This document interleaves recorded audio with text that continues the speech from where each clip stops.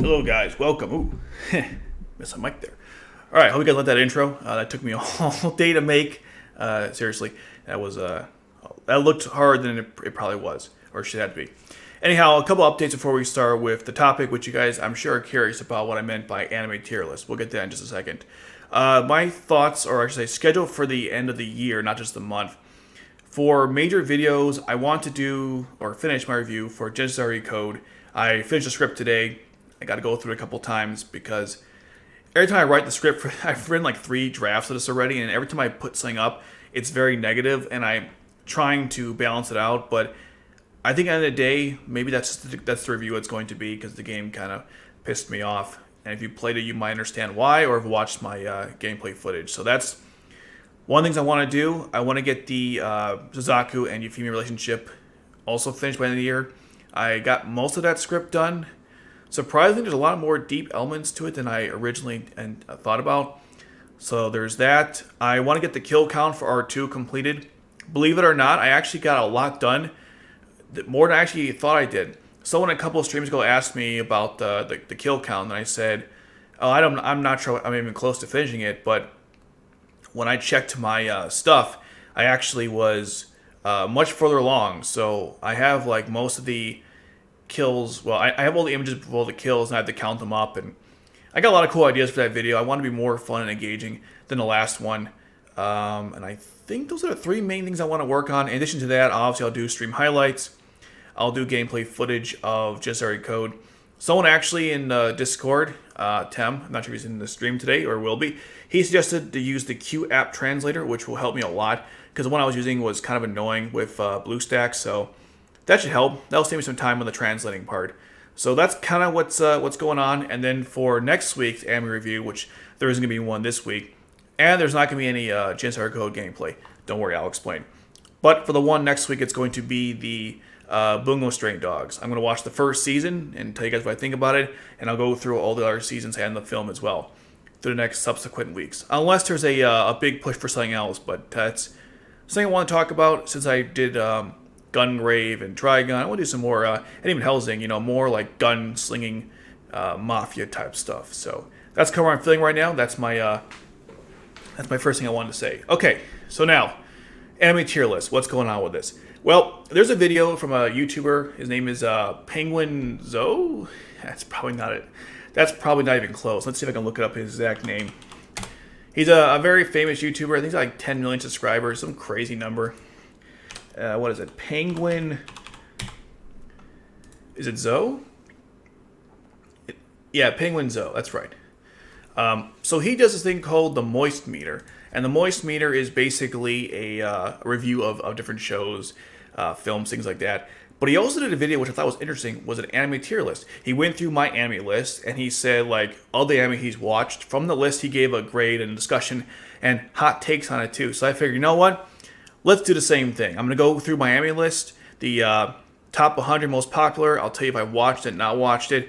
If there's enough time after that, I can also go through anime that was not on the top 100 list and discuss those as well. I want to do do this video a couple times during the year. Obviously, this year's almost over. We're already in November, which is crazy. But when I get to the end of let's say maybe a couple months from now and I watch more shows, I want to readjust this list because my perspective on anime always seems to change over the years. Like I watch a show, I'm like, this is really good, and then like 2 years later, I watch it again, I'm like, nah, it wasn't that great, or it was even better than I remembered. I get one of those 2 responses, or in some cases, just right. So that's kind of the thoughts for that. Let's get into it. I ever have it ready to go. Now I don't know if this format is good for you guys. I kind of wish I could have my face like on the screen itself, but it is what it is. And let's get into it. Any initial comments before I get started? Like the intro. I'm glad you did. It was pretty cool. There's some shit I gotta make to it, but overall the design of it is it was pretty cool. I had to do something special since the Halloween one, right? I could just play the same one. I've learned too much about Resolve to do that. Anyhow, let's get started with the tier list. Okay, so if you guys can see that, if you can't hear, let me zoom in. Oh, hold on. No, this screen. My bad. I think you now should be able to see it. Okay. Awesome. And let me get the banner up so I can tell you guys what's going on here. Where is it? Okay, let's get into this. So the first show, the most popular anime on my anime list, in case you guys didn't know, it's been going on for the longest time now, is Death Note. And my thoughts on Death Note have always been relatively the same, although, and now I say that, I initially hated the show when I watched it. I gave it like a 2. The score is now a 5, so I've definitely changed my thoughts over the years. But initially, Death Note was a 2 for me. I hated the ending of the show. I hated the whole second half. The first half had problems too. There were many moments where I was like, I don't know. Like it was, I had to kind of shove my brain. And for a show that is designed to challenge your mind, I was kind of annoyed by that. But when I watched it recently, there were some parts that actually made sense, and I think I might have been over exaggerating, or maybe the way I remembered it wasn't correct. So it's definitely better than what I remember, but it still has parts that really pissed me off. And I don't like L's character. Hot take. I don't like L's character. Or Light. So you're watching a show with like the two main characters and you don't like either of them. Yeah, you're not going to like the show. It's pretty standard stuff. So Death Note, it's very popular. People consider one of the greatest anime of all time. I don't think so. It's good. I understand when people like it. Just not for me. And I've done plenty of videos about Death Note, as you guys know. Even though I didn't expect to do that. But then again, you're talking about Code Geass. It kind of goes hand in hand. So the other thought on Death Note, it was definitely better the second time watching it. At least it went through pretty quick. Like, each episode leads to the next one, and I actually wanted to see what was going to happen next, even though I kind of already knew. So, definitely good stuff with it, but it's not my favorite. Next one we got is Attack on Titan. Attack on Titan is getting a lot of heat because of the ending, and for those who haven't seen it, or actually it's read it at this point, because it's not done yet, like animated-wise, how would I put this? I had no issue with the ending. I'm not going to say what it was for those who haven't, experienced it yet. To me, people kind of missed the point with this story, and I don't mean to be rude to anyone in particular, but if you don't like the ending of the story, that's fine, but don't say the story itself was terrible and garbage. When you think about the entire story of Attack on Titan, it doesn't go where you think it's going to go. It has interesting characters. The world itself was well thought out. There was so much creativity put into this story, and that's why I really liked Attack on Titan. Now you're probably wondering then, if I liked the story, why is there a 5? Well, okay, funny story about that. When Attack on Titan first came out and I watched the first season, I thought it was crap because there were like a million plot holes. The story itself made no sense, and I wasn't really feeling it. And when the next season came out, they explained stuff like, okay, I get it now. I understand why things are the way they are. I still think some parts didn't make any sense, but overall, it improved it. Like, the problem with Attack on Titan, Season 1 by itself, I didn't think was that great. But when you take into account Season 3 specifically, even 2 as well, it definitely enhanced the story a lot. The intro, of course, Attack on Titan is one of the most iconic in anime history, so it has that going for it. It's definitely a great show. I don't think it's overrated or underrated. I think the way people evaluate it, I think it's pretty on par. It's a good show. I know why people don't like it. Not even going to go into that. The ending, though, if you didn't like the ending, it is what it is, but just understand the rest of the story, I think, was well put together, and, I mean, you can't appease everyone, all right? I'm not even going to go into the whole Code Geass versus Attack on Titan. Maybe when the show is officially animated, and they show you the ending of it, and everyone officially now knows the ending, maybe then I'll do a video discussing the difference between Attack on Titan and Code Geass, who did it better. What were they complete copies of each other? Because I know there's a whole controversy with those endings. But again, no spoilers, guys. But that's my thoughts on Attack on Titan. Season 1, Season 2, okay. Season 3, Season 3 was really good. So that's my thoughts on that. Moving right along here, we have Full Metal Alchemist Brotherhood. Now, Brotherhood is not my favorite anime of all time. It isn't. Monster is. Spoiler alert. But Full Metal Alchemist Brotherhood is still a masterpiece. I absolutely love the story. If you don't like it, that's fine. I don't care. Some people get upset when fans don't put Brotherhood in the number 1 on their list. That's weird to me. Everyone has different tastes. But Brotherhood it's so good because when I was watching it recently, I went through in a more analytical approach. Not just as a fan, but going through the scenes to set up the foreshadowing, the characters, the relationship among each other, the different conflicts. I mean, this is a story that I can watch over and over again and not get bored. I know the entire plot of this story from backwards and forwards, and I still get excited for all the scenes.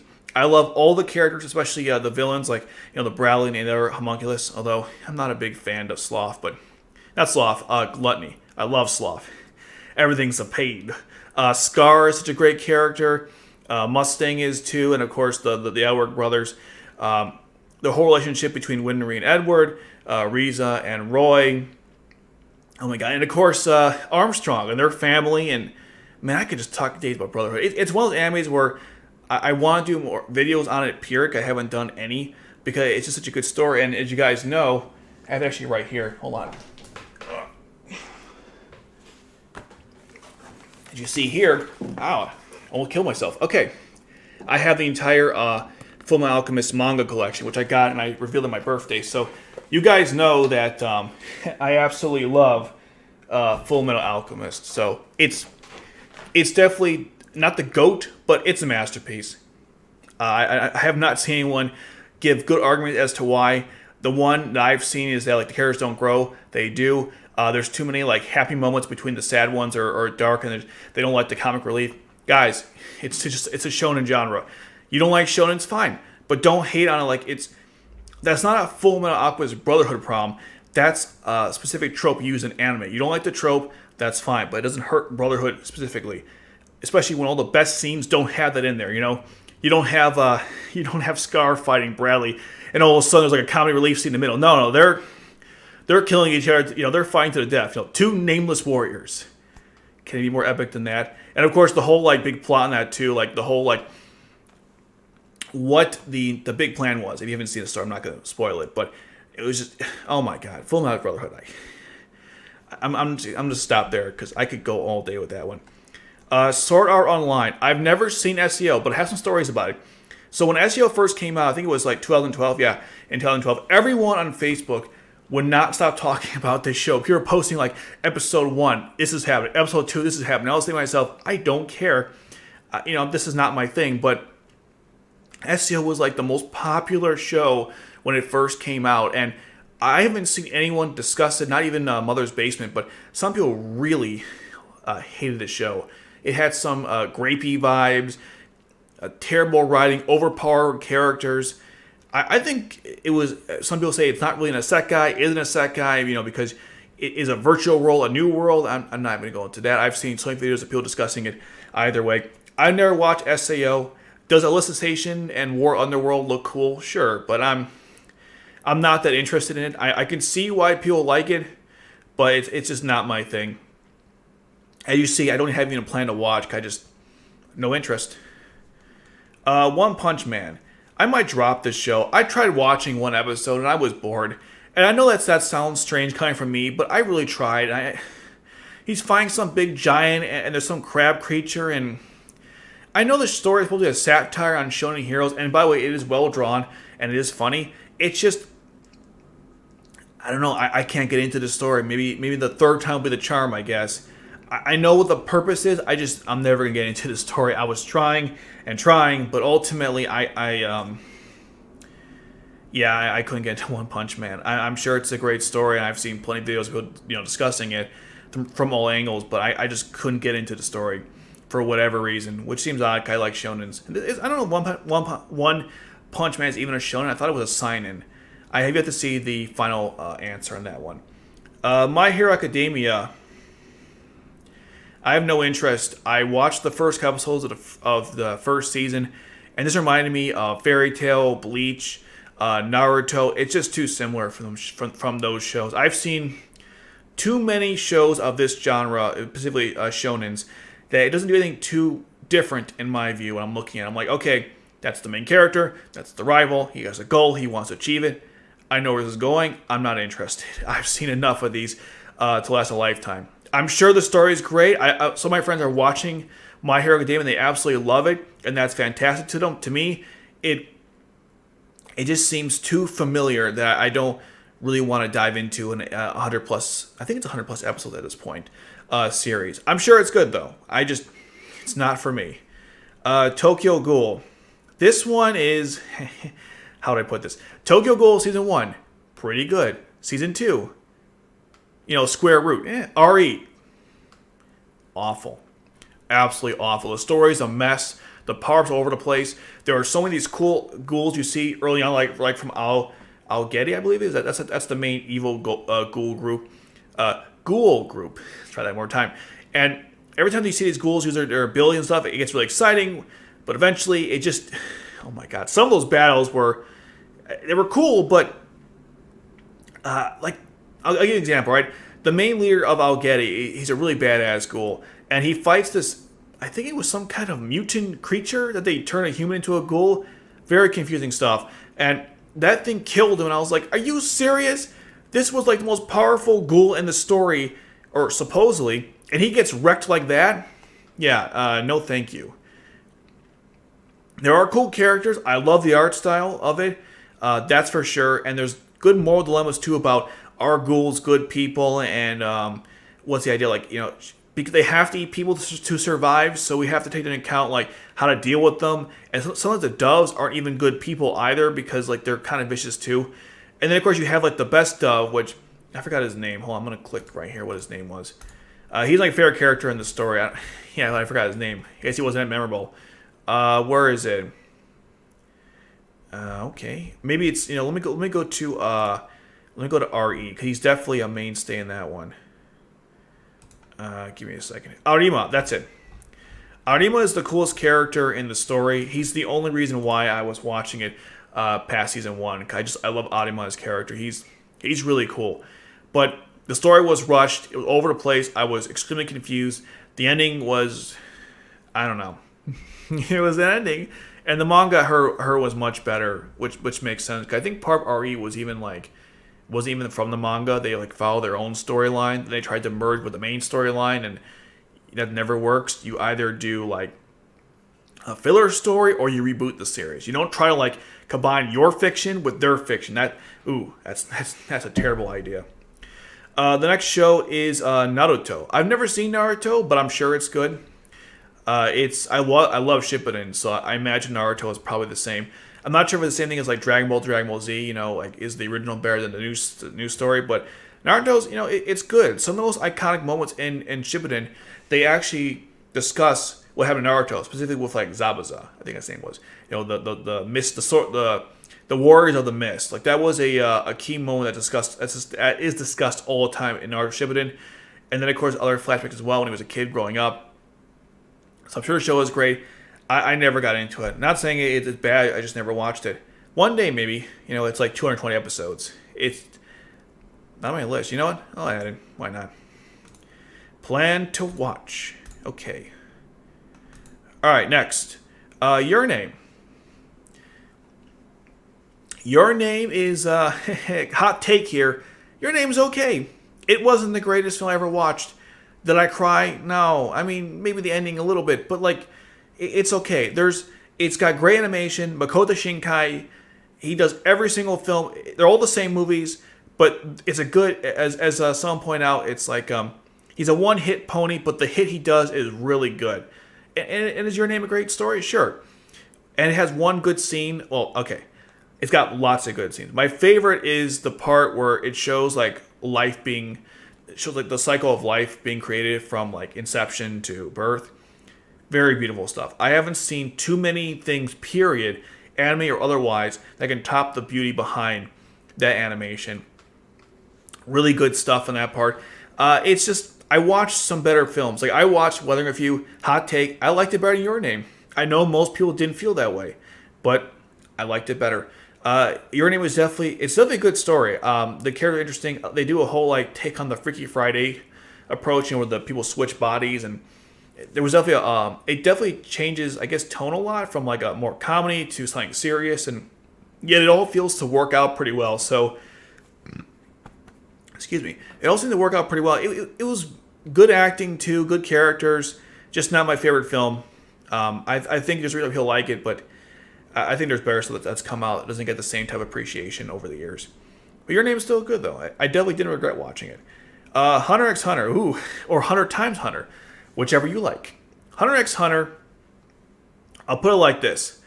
It is a great anime. People absolutely think that it's one of the greatest ever come out. I don't know if that's the case or not, because here's how I put this, all right? there's a couple arcs in Hunter x Hunter. There's like the when they first become hunters, they get their license. There's the Battle Tower, Greed Island, and then you get to this arc called the what is it? The Chimera Ant arc, I think that's what it's called. And that's where the show goes downhill for me because the tone is completely different. You get into this long story about bugs that take people's energy and it consumes them. It goes all over the place. I remember when I was first watching Hunter x Hunter and at that arc I was like, oh, this is a nice filler arc. How long does this go on to? I'm like, 110? Oh my god. It just never seemed to end. And were there cool moments? Sure. There's like, obviously in the main battle between, I don't know his name, I'll look it up because I try to forget the arc. But the guy who, they basically copied out Frieza. Sorry, not sorry. What's his name? Yeah, Meruem. When Meruem fights against the main guy who runs the organization for the hunters, I think his name is, what the hell is his name? I'm scrolling here. I'm not a big Hunter x Hunter fan in case you can't tell. What the heck is his name? I gave it an 8 though because I think it deserves an 8. It's a good story. Just those last 2 arcs. What the heck is his name? Wow, is he really that low on this list? I think I have to keep going because it looks stupid if I don't. You kidding me? Where is he? Oh, Kite. Man, the story behind Kite, that was kind of actually depressing. And then it wasn't, oh my god. Where is he? This is crazy. Oh, there he is.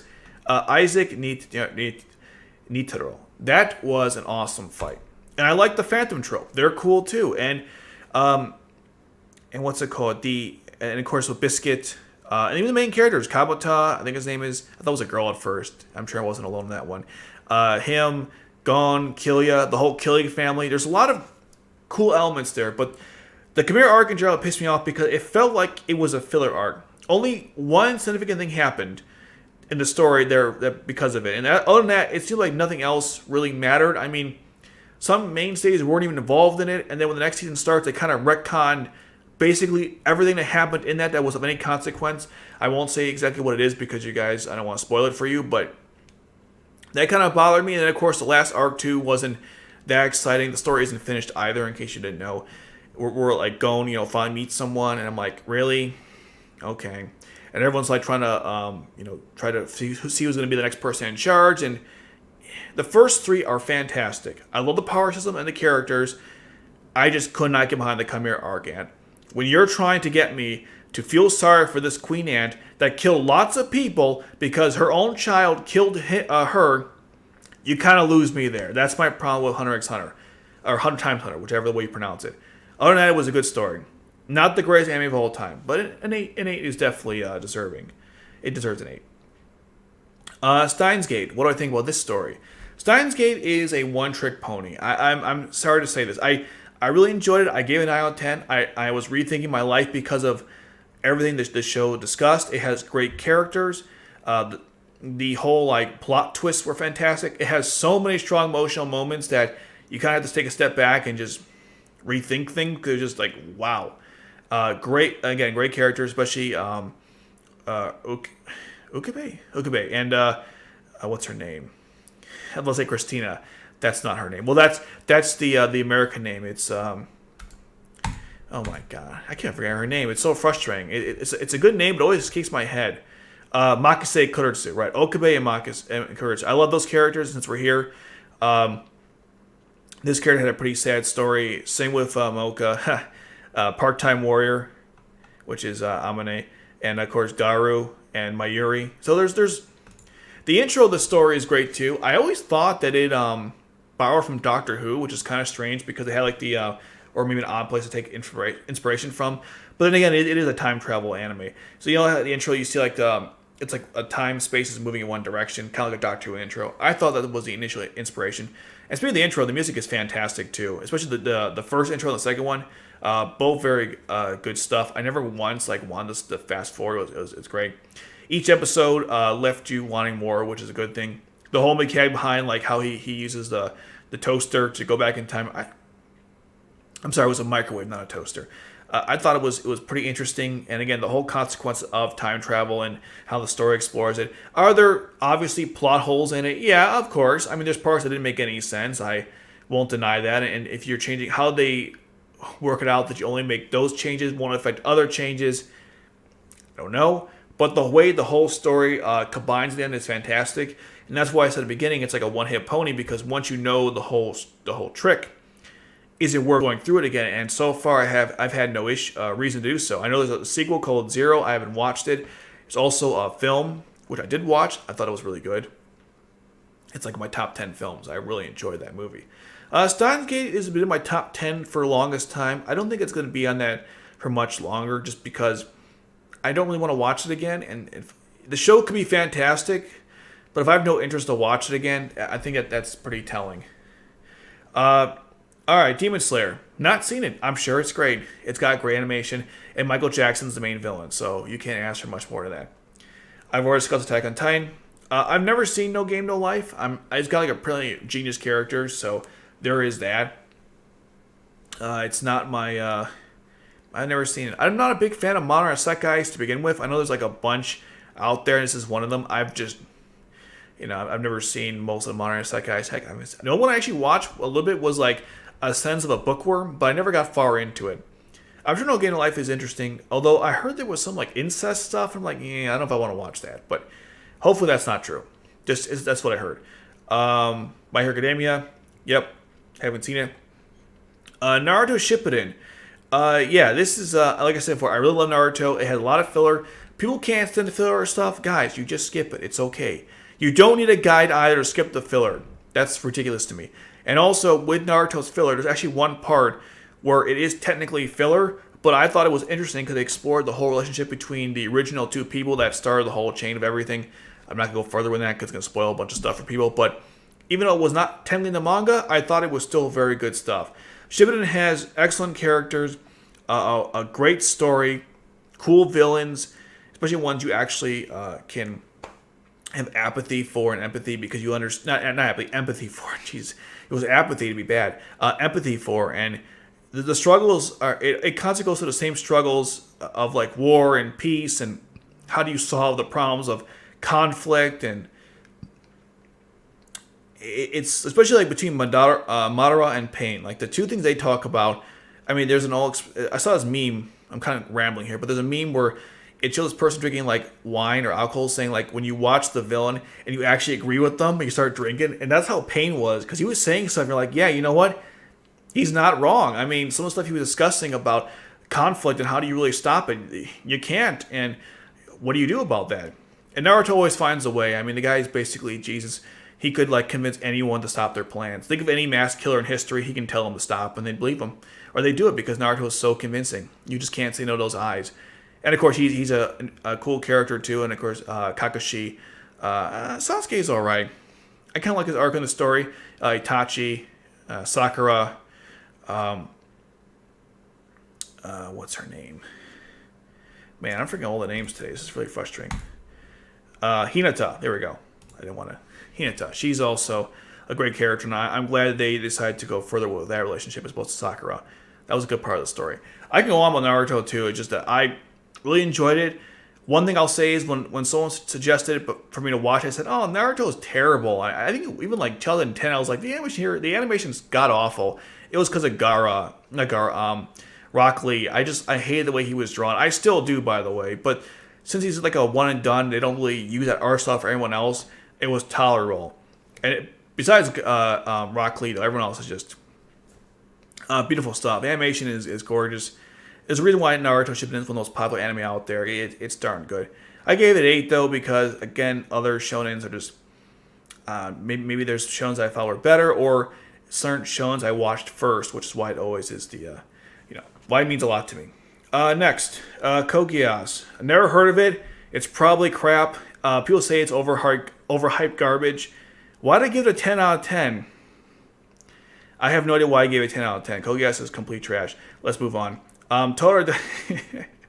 I can't say with a straight face. Toradora, I've never seen it, but I heard it was one of the best slice of life romance high school anime ever made. I'm sure there's a reason for that. I just never got a chance to watch it. I'll add to the plan to watch. I know this is a good story. Just haven't had the time of day. Who does, right? Okay. Angel Beats. This one is great. I think the overall plot never made sense to me, but the emotional feels this story has are insane. I mean, most stories don't get me to cry. This one, several times. I liked the main characters in the story. I'm forgetting their names, but there's the guy with the orange hair who, let's just look it up. It's really frustrating because you watch so many shows and you can't keep it all in your brain. You wish you could, though. Come on, scroll wheel, do your thing.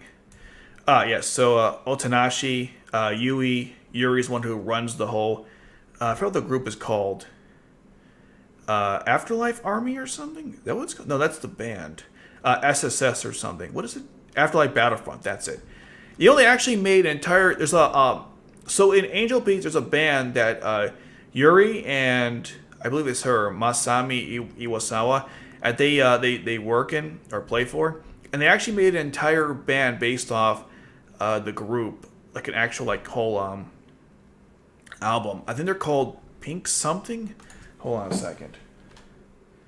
I don't want help, but thank you for asking. Angel Beats. I think it's called. Oh my God! Stop. All right. I think I'm hitting the tab button. Okay. Angel Beats band. Yeah, it's Girl Dead Monster. They actually made an entire album for it, which is kind of cool. I think many shows don't get that. And what's also cool too is this was the show that got me to watching other stuff. Like from Angel Beats, I watched K-On! And I watched Nana, and I'm watching Beck. So it's because of Angel Beats that I actually started watching more music animes or band animes. So you can thank it for that, and it's a good story. Noragami, never watched it. I heard good things though. I can't say much else. Ray Zero, same thing. Never watched it, but I heard good things. Especially when people can't stand a story for some odd reason. I heard it was a pretty good isekai, but I never got a chance to watch it. Same with this one too. Your Name, Your Life, I believe is what it's called in English. Your Name, Your... Oh, no, sorry. Your Name, Your Life is something else.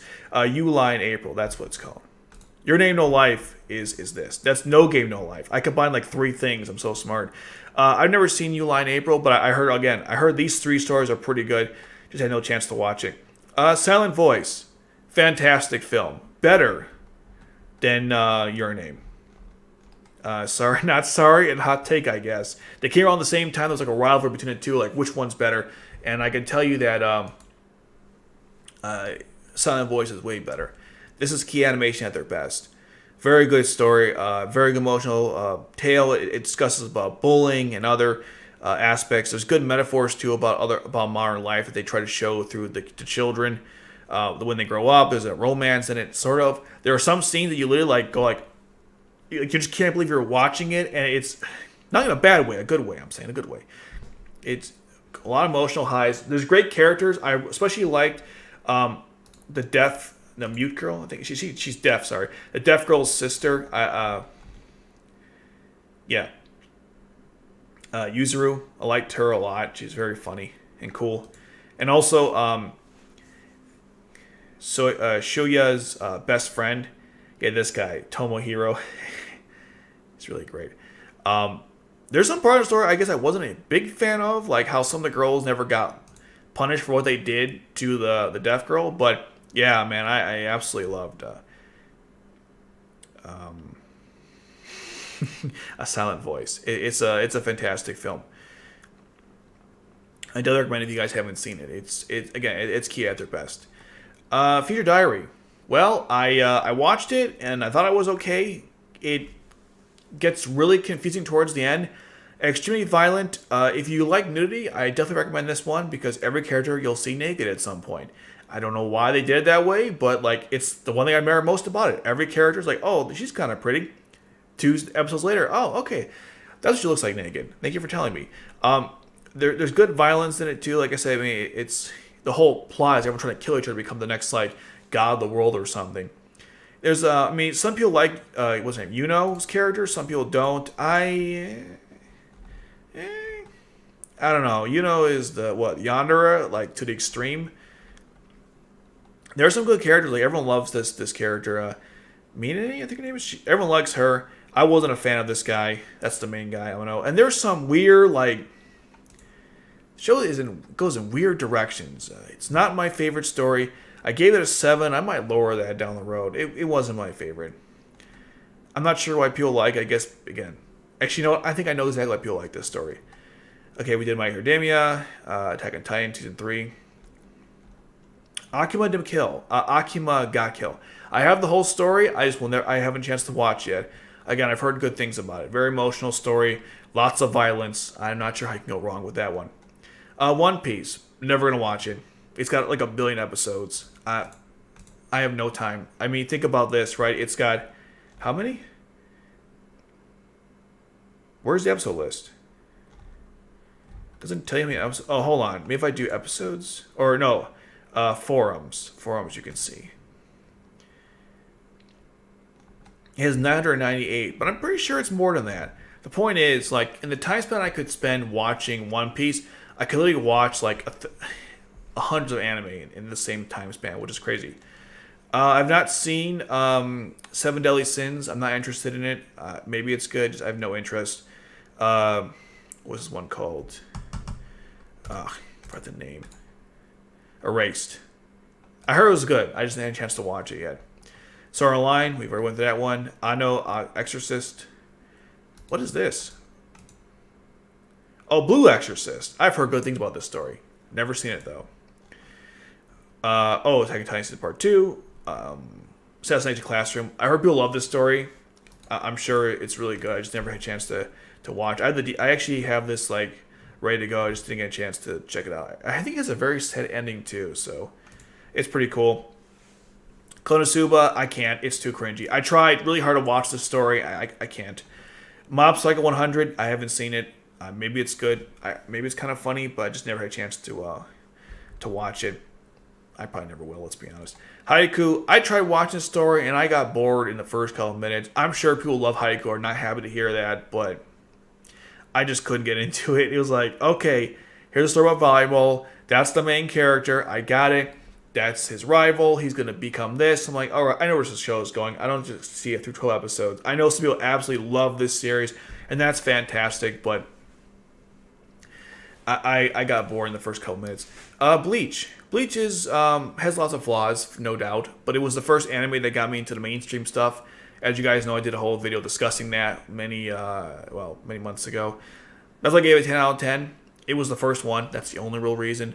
Otherwise, I could definitely see why people don't like Bleach. I personally didn't have an issue with it. It's like it's one of the best arcs you'll see in any anime. Good characters, good twists. I personally liked all the arcs, even though some people said they were kind of redundant. I didn't see an issue with it. And it's coming back, so that's pretty cool. Definitely a 10 out of 10. Promised Neverland, I never saw it. I heard season 2 was crap, so there goes that. Fairy Tail. Yes, Fairy Tail. What's to say about Fairy Tail? It's a great shonen story, but unfortunately, it has too much fan service. I had to stop watching it. I tried. I got to episode 60, and as far as I went. You know, I love Ursa's character, but God, the fan service in Fairy Tail. I'm sure there's a good story behind all of it, but it's just too distracting, so I can see why people like the story, though.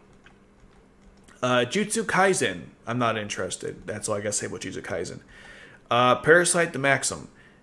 It started off great. It had good characters, a good setup, and the way it ended was bad. Very bad. The main character, I liked him a lot. It was a good concept. It's a very gory story, but there were certain elements of it that didn't make sense to me. It was interesting that the parasites were blending with humans. I was thinking of like The Strain. It was a Fox something show that came out in response to the, what's it called? The Walking Dead. But, yeah, I don't know. I tried to like Parasite, but the ending of it was just too stupid to me to enjoy. There were certain things that didn't get resolved between the family, which I would have preferred. The last fight was okay. I don't think the Parasite did well in, becoming part of the humans, getting involved in their society. There could have been a lot more of it. I felt wanting more, and not in a good way. There's certain stories that end, you're like, oh my god, I want more. Like, as in, I enjoyed it. I want more of it. This is more like, that was awful. I need more to even understand what was going on, or why I might enjoy it. So I gave it a 6, and honestly, it could go lower than that. Wasn't my favorite, but yeah, I've not seen it. I mean, no, I did see it, didn't like it. I was thinking of Jujutsu Kaisen when I said that. Spirit Away. I don't know. I love Ghibli films, but this wasn't my favorite one. I thought it was good. Like, the main character, it's a very imaginative world. I mean, anything that Miyazaki touches has always been magical and interesting. But Spirit Away had the witches. It had that spider guy and her working that whole inn. And, of course, No Face. I mean, there's a lot of memorable characters and elements of the movie. But wasn't my favorite? No. 8 out of 10, I think, is fair. It's a good film. Not my favorite. Of the Ghiblis, anyways. Cowboy Bebop. I need to lower this score, by the way. It's an 8. I'm not a fan of this story. I thought it had good characters. I like the individual episodes that are kind of like their own separate stories. But I don't know.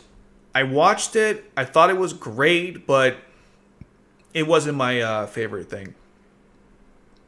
I'm sure for those who enjoyed, there's obviously a good reason for it. I mean, Spike Spiegel was voiced by Steve Blum, and people consider the dubbing of Cowboy Bebop to like the best dub ever. And I think even Japanese people would prefer that over their own, which is pretty impressive because usually they don't want to watch our dubs. They prefer theirs, obviously. But they like the story so much, they prefer that dub. It has it's a small cast of characters, and like I said, each story is kind of a self individual, contained thing. There is like an outgoing thing as well between like was it Vicious and Spike, and of course the girl he's interested in, not Faye, but the actual girl he's trying to find. I forgot her name. And Jet has his own problems too, and there's good music and animation. There's definitely a nice nostalgia thing about it too. It could be nostalgia why people like the story so much. I never really got into it because here's the thing, guys. I didn't have cable growing up, so I didn't watch it when it was airing. I watched it years after the fact, so whatever the whole hype was for the story, it must have been because of when it came out. It's one of those things where it's like you had to have been there, and I just wasn't, so that's probably why it wasn't the thing for me. Tokyo Ghoul Square Root of A, awful. Moving on. Code Geass R2, mouse wheel. Code Geass R2, just like Code Geass R1, complete crap. Why people like the show must be a bunch of degenerates. The ending was awful. I mean, I was so happy that Lelouch died. I was so happy. Like, that was the greatest thing ever. There's only about the good show was good. He died at the end. Yeah, R2 was crap. It was just the worst show ever. Obviously, I'm being facetious. Kill la Kill. Never watched it, but I like Studio Trigger. Well, I like the people from Studio Trigger who came from Gainax, so I'm sure I'll check it out at some point. Death Parade. I heard good things about this story. I never got a chance to watch it, but I heard a lot of good things about it. The intro is kind of deceptive. It has like a very friendly atmosphere, but when you actually watch the show, it's like, ooh, okay, not what I signed up for. Neon Genesis Evangelion.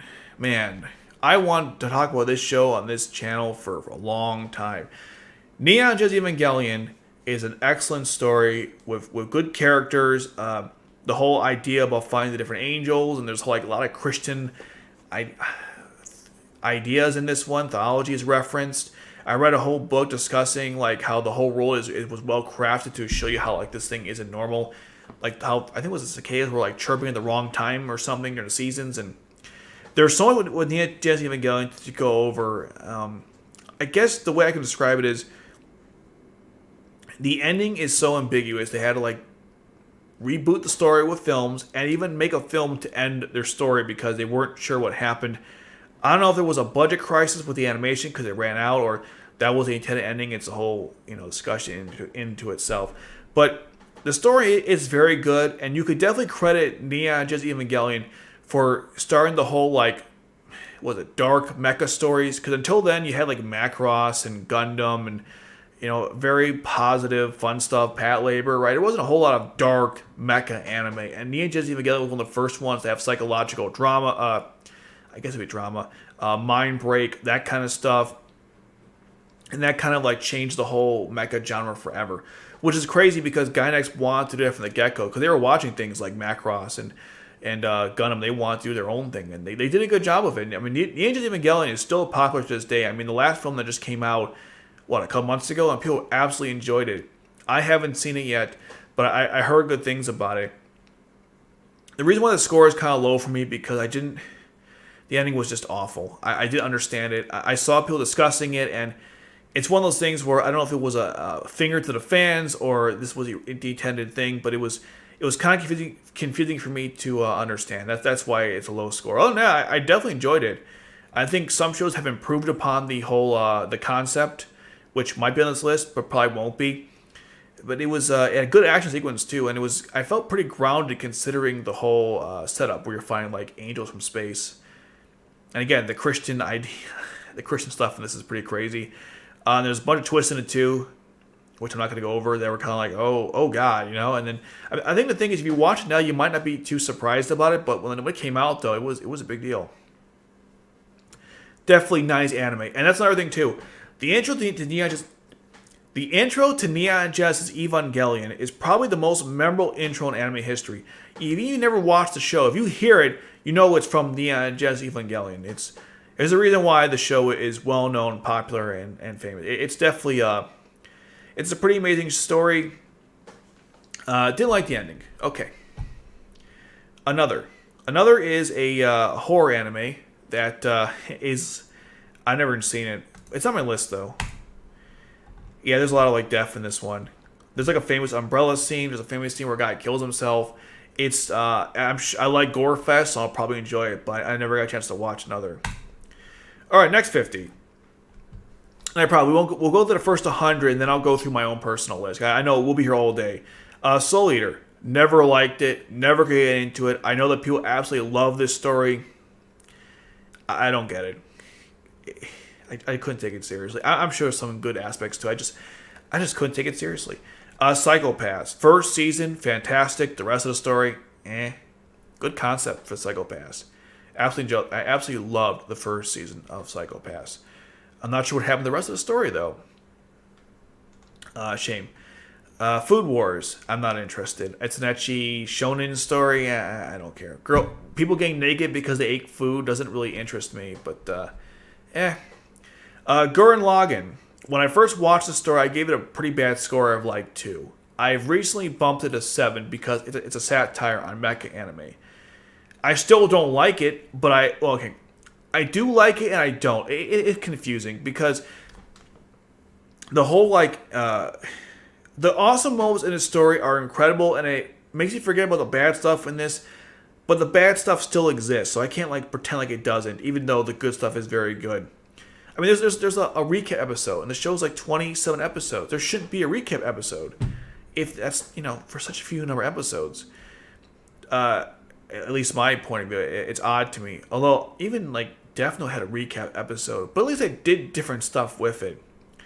I don't recall Gurren Lagann doing anything too different with the recap episode. It has good characters, and it you could definitely see the progression of the story. Like, they start underground, and they're constantly breaking through to the next level. First getting out of the ground, like I said. Then they take over the planet side. Then they got to deal with the galaxy stuff. I mean, the show is constantly upping itself.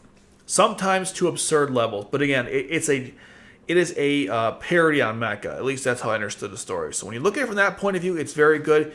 Don't take the show seriously. That's the mistake you'll make if you watch Gurren Lagann. Taking the show seriously. Don't do that. That is a mistake. What is this? I never heard of this. Anohi no Hana no Ma. The flower we saw? I've never heard of this. Okay. Vaught Evergarden. What does it say about Vaught Evergarden? It's like one of the most emotional animes I've ever watched. Key animation, again, at their best. Very emotional story. I cried a lot. There's 2 episodes. I think it's 7 or is it 10 and something else. Man, Vaught Evergarden was such an emotional ride. Good animation too. When I watched this story, okay, and it's 2 years now since it came out, but even then, I feel like I was watching a film. Every scene you could make a wallpaper for something. It was incredible stuff. I'm blown away, honestly, about how well of a good job they did make in this animation. The good characters, you're very emotionally connected to everybody. Each time she goes out to help someone out with the whole automail, it's to write a letter for someone. It's really well done. They want you to understand different love through like parents and friends and love of your work, and because she doesn't understand what love is, so they're trying to help Violet understand all the different ways you can love someone. She's got good friends, the way she goes to typing school, her trying to become more human because she's a killing machine. And man, Violet Evergarden, man, that was so good. 30 episodes, but you feel it. You know, you can feel it. It's good stuff. It's one of my it's kind of one of my favorite key animations ever made, and there's a reason people absolutely love it. It's relaxing, but also terrifying, funny, scary, sad. I mean, you'll go through every emotion possible and watch through the story. Did I mention the animation is beautiful? Because it really is. Attack on Titan final season. Have not watched it. I'm waiting for the second part, but I know the ending. Elfen Lied. What does it say about Elfen Lied? I'll put it like this. I watched the show because I saw a trailer on YouTube of a naked girl killing people. This was in my early 20s. And I was like, alright, I'll check it out. I watched it in one afternoon, and I was deeply disturbed. Such great lines as, you know what to do. And other good stuff. I was like, oh, wow, this show is very gory, dark. I mean, I like the concept behind it. I won't lie, the boobs got me to watch it. I'm sure most of you who watch the show was for that same reason. But to get past that, it was an okay story. Very dark stuff. It's memorable. I mean, how about the other line? You know the people are evil? The people like you.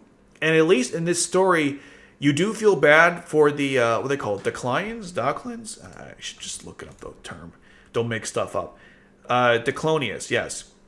So you do feel bad for them because they are, used by this government agency, and this is also the first anime I watched where you saw fingers getting dismembered. Like, it wasn't the people who cut off the hand, right? That'd be bad enough, but the individual fingers were cut. Like, ooh, yeesh, that's really gory. Oh my god, that was something else. You want a good gore fest with like nudity and dark themes, and you want to watch in the afternoon? Elfen Lied's gonna be a good time. Microdemia, we already did that one. Fullmetal Alchemist. Okay, here's my thoughts on Fullmetal Alchemist in like a quick couple minutes here. All the parts that follow the original manga, fantastic. All the add-ons that add individual stuff between that, also fantastic. When they go off the rails and do their own thing, that's where you lose me. That's where I started hating the story. Everything up to that point was great. They changed some aspects of the story, which I thought were fine. For example, the children are around when Mayhew gives birth, when his wife gives birth to Felicia. I thought that was fine. I didn't mind the change. But when they went off with the whole homunculus and what they did there, no. That's where the show lost me. I was really enjoying it until they went that route. I think if you take the two stories and you combine them, and you take like the new scenes to help enhance the original manga, that's where the show Alchemist is great. But when it diverged off into its own like area, and I understand why, of course, it's because the manga wasn't finished when they were making it, it just wasn't good. I tried, but I ultimately did enjoy it. I heard it's darker. I mean, I watched it. It's darker than Brotherhood, but maybe the fact there's no like comic relief compared to Brotherhood, but Brotherhood is a pretty dark story. Okay, I'm not going to discuss here why, but if you watched it, you would know. A 7 out of 10 is pretty good. I gave it like 3 before. So again, I watched the show recently. I thought it was better than what I remember. Charlotte. I've never seen this. What is this? I have no idea. I've never watched it. But I plan to watch it, so I must have heard of it. Bunny Senpai. This is a funny one. Apparently this was actually more deeper than you thought. But I never got a chance to see it. Dr. Stone. Heard good things. Never watched it. Darling in the Franxx. I watched a review from Last Reflections. He said like the way the show works out, it may not go the way you think, and that might not be a good thing. So I love mecha anime. I'll check it out, but I heard it like the last arc of the story is weird, to put it lightly. High School of Dead. I love this anime. It's like my biggest guilty pleasure. That's why I like it. And the story's crap. It's only there for fan service, but I enjoyed it. It knows what it is. It doesn't deviate too much from it. There's so much nudity in this story, and when I first watched it, I deeply actually cared about the character relationships, especially between Psycho and the main guy. What's his name? Takashi. I always shipped them together. I never shipped him with Ray or I don't think the teacher in them had anything, but it was always Psycho and Takashi. You know what? For a show that knows what it is, it was pretty. It was a lot of violence. If you want to watch an ecchi zombie violent anime, you got that going. But man, the boobs though, the physics of the boobs. That famous scene where what is it? Ray fires a bullet and it goes right between the Psycho's boobs. It's like the most famous Matrix scene ever in anime. And look, High School Dad knew what it was. Will we ever get season 2? No, we will not get season 2. But what's it called? Maybe keep your hopes up. Fate Zero. What can I say about Fate Zero? It's a GOAT for a reason. It's one of the best anime I've ever watched. It's probably the best of the whole Fate series. Although I haven't seen Grand Order. I've not watched the films. I haven't seen what's that one? Apocrypha. So much in Fate series. That's a whole other topic for itself. But I have watched Fate Stay Night. I watched Unlimited Blade Works. I like Zero the most. It had awesome characters. It wasn't too high schooly. Everyone was adults in this one. It had Emiya as a young man, which is great, and Kotomine as a young man. Lots of awesome action sequences in this story. To this date, it still has some of the best fight scenes I've ever seen in any anime, even compared to shonens, which is kind of commonplace. Man, Fate Zero was really good. Maybe Gilgamesh was overpowered, but I don't care. It was also Fate Zero was kind of gory too, surprisingly, because one of the characters, the caster, he's actually a psychopath. Well, so was the guy who takes care of him, which is Johnny Young Bosch. Good voice acting too in the story. Fate Zero is definitely fantastic stuff. Devil's a Part-Timer. I didn't like it. I don't get it. I tried getting into it. It was kind of stupid. I don't know. Maybe I missed something, but I couldn't. It wasn't for me. Is it wrong to pick up girls in a dungeon? I've never gotten into this story. I never will. It's just not my thing. JoJo. Oh my god, JoJo. So I've watched the first season, first part, and the second part of the first season, which is it's part 1 and part 2. Phantom Blood, I believe, and I wish I knew these by heart. It's Phantom Blood and Battle Tendencies. I also watched Star Wars Crusaders, and that's where I end. I couldn't get through what's it called? Diamonds Are Unbreakable. I love Jotaro as like where he is in that story. I couldn't stand him in Star Wars Crusaders, but in Diamonds Are Unbreakable, he was awesome in that. I couldn't get through it. They changed the whole art style and the story. I kind of got JoJo out. I went on like a whole binge to watch the first couple of seasons. I was really digging it, although Crusaders kind of was going downhill, and then Diamonds Are Unbreakable are. I don't know. I like Jonathan and Joseph's stories. After that, it gets a little dicey for me. One thing that's about JoJo is everyone has like their own JoJo they connect to, and for me, it was always Joseph and Jonathan. I tried with Jotaro and Josuke. I'm hoping with the new one, was it Josephine and Jotaro's daughter? I hope that one's gonna be good. I'm actually hyped about it. I will definitely check it out when it comes out, because I actually like Jotaro, and if he actually, his daughter, maybe that's a better story than Diamonds Are Unbreakable, but we'll see. Clannad.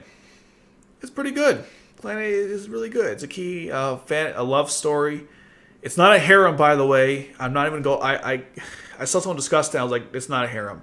Clannad is not a harem. I'm not even going to go on that rant. But it's a good story about Tomoya, who is, I guess, a punk. And he's kind of he has no direction in life, and he hates everything. And he meets Nagisa. His life changes forever. Man, Clannad has so many emotional moments. You're going to laugh and cry. Kind of like Violet Evergarden, same company, as you know, who produced it. And Clannad has so many amazing moments. Some people can't get over the whole magical aspect to it. I tried to recommend this to a friend of mine, and she's like, yeah, I can't watch this because it's I don't like the whole magical elements. Like, I don't know what you're talking about. I mean, there's like one thing about the Star Girl, but the rest of it, didn't get that at all. Also, everyone in the story has like the most sad backstory. It's crazy. You think your life's bad? Watch Clannad. Then you'll feel much better about your life. But there's good characters, definitely good characters you definitely feel for all of them too, which is important because a lot of times you watch a show and there's like some people you can't connect with. In this show, I felt pretty strongly to everyone. I am disappointed a little bit on how like it ends up with the pairing, but that's the direction they went. At least they give you OVAs of other couples in the story, and it's also based off a visual novel game something. So there's alternative relationships you can have with the characters. I wish Code Geass did that. That'd be nice, huh? We stop fighting over this crap. It's not crap, but you know what I mean. At least Planet gives you those options to explore other possible relationships where other shows don't do that. So I'll give that credit. It's very memorable. I mean, Planet is one of those shows where I'll come back to it every now and then, and yeah, it's good. It's that's all I can say about it. It's pretty good. Durarara. I started the show, never finished it. I need to. I enjoyed every moment when I was watching it. I'm not sure why I put it down. It's not what I plan to watch. I've actually been watching it. Just it's been like 10 years. Okay, I'm kidding. Like 7 years, I guess. But Dura was pretty good. Kaguya-sama no something? What is this? Oh, Love is War. I never watched it. I heard good things, though. Overlord. It's an isekai. I think it's like SEO. I don't know. I'm not interested. I mean, the woman who, like, this guy becomes like a villain, and I think in this virtual reality game. And this is a girl that follows him around. Yeah, her. Albedo. I don't know. I can't take it seriously. I was watching parts of it just for fun. I couldn't take it seriously. I know it has a strong following, though, so there is that. I have not seen Origami. What the heck is this? Bake Motokarai? I put on my watch list. Is this like I put on my plan to watch list. Is this a vampire? Oh, that's why, because of vampire anime. Yeah, I like vampire animes. I'm not sure why I put up so high, or why I plan to watch it. Oh well, I'm sure it's good. Konosuba, again, I couldn't get into it. High School D&D, I absolutely refuse. If I can't take Code Geass or Fairy Tail, I can't watch this. I'm sure there's some good plot behind the fan service, but let's be honest, no. Black Clover, not interested. I'm sure it's got a good plot, but kind of like My Hero Academia and I don't know, stories like that. I've seen one shown, and I feel like they all follow the same path. Although I wonder if Black Clover maybe has a couple variances, variances from Naruto. I heard they're very similar stories. That's all I've heard, actually. Shield Hero, yeah, I don't watch Modern Set, guys, but I'm sure it's okay. Snafu, I want to watch this. I heard it was okay. I never got into it. The problem with high school anime in general, it's hard for me to watch now. I'm an old man, and I can't watch. It's hard for me to really watch about high school people because you can't get too attached and it gets creepy. I'm not going to go further exactly what I mean by that, but they have all these girls, and you can't if you like them for the reasons you're supposed to, it's that's creepy. You're going to jail, so I can't really watch it with that in mind, or I gotta watch I'm a parent basically, which is kind of weird. So I prefer not to watch most high school romance stories. Clan is an exception because it's grandfathered in. I watched it when I was younger, but most stories I can't really watch it in the way I think you're supposed to. That makes any sense. This is a really cute story. I just never got a chance to check it out. It's another high school anime. It's funny because they cosplay, I believe, and they do was it D&D stuff or something, or it's pretty funny. I watched I think a couple episodes, and I couldn't really I didn't get too far into it. It's a cute story. Maybe I'll watch it at some point. It's very popular too. Okay, what is this? Never heard of it. Is it a vampire story? I don't know. Hayoka? I've never heard of it. Okay. Haiku, no thank you. Assassinated Classroom, never watched it. Mob Psycho, haven't watched it. Madoka Magica was fantastic. It was how do I put this? Madoka Magica was a big surprise for me because I wasn't expecting much from it, which is a good way to go into anime. Don't expect anything. It took the whole the whole magical girl and made a dark version of it. Apparently there were others before it, but this was the first one I watched. It basically took every element of Sailor Moon and darkened it. Not color palette, I mean theme-wise and tone.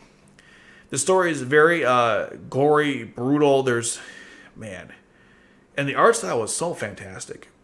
Like Helsing, you're not gonna watch many shows with this type of art style in your life. It's very unique.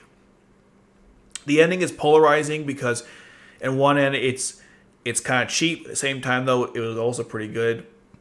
I didn't have a too big an issue with it, but I did feel like things got kind of wrapped up pretty quickly, which happens a lot in these type of stories. There are sequel films, I think. I never watched them. Maybe they're good.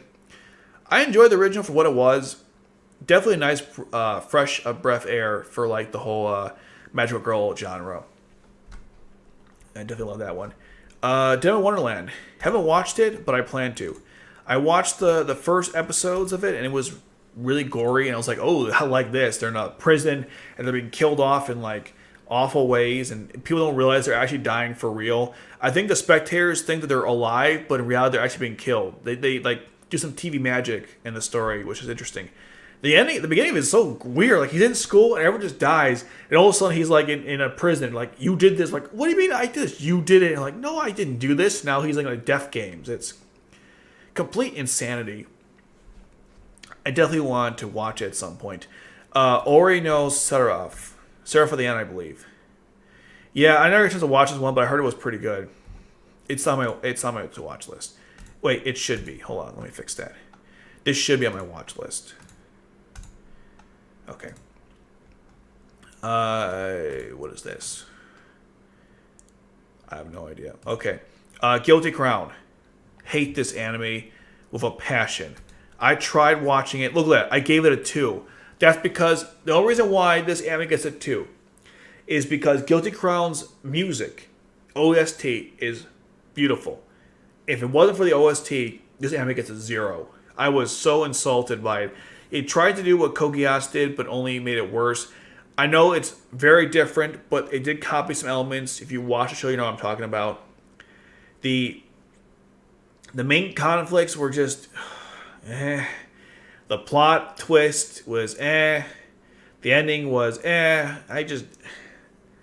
I couldn't get into this. When I'm seeing a girl who's running all the mechs, she's banging her butt against buttons to get things going.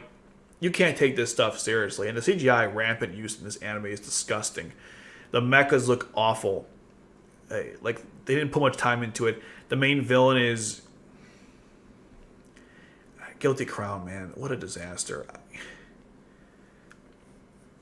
Talk about learning from Code Geass and doing nothing and copying the wrong parts of it. Yeah. Maid-sama. I've never watched the show. I heard things about it. Just things. Samurai Champloo. Fantastic story. Liked it much better than Cowboy Bebop. Same person who made it too. Samurai Champloo had awesome action. Cool characters. They're trying to find the soul. The samurai smells like was it sunflowers. They're always fighting different foes who are sent off against them. Usually they always win, but there is still tension, the battles, and each character has like their own like backstory and what they're running from. And when you get to experience it, it's well worth it. I love the music too. I mean, it has like a rap with the samurai. I mean, it's all like it's done pretty well. It's still one of my favorites.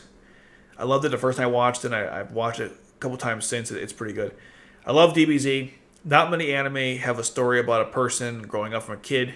Well, he's actually an adult at this point, but you know what I mean. Like, the whole process of Dragon Ball. The same thing with Naruto as well. Although Dragon Ball goes even further, where Goku's like a kid in Dragon Ball, and Z, he's like a young adult. He's married as a kid, and his whole life, his kids growing up, and of course with Vegeta as well. I mean, DBZ did so much for the shonen genre. The fights are great. You really you're invested in every single fight in the story. The story itself was well curated.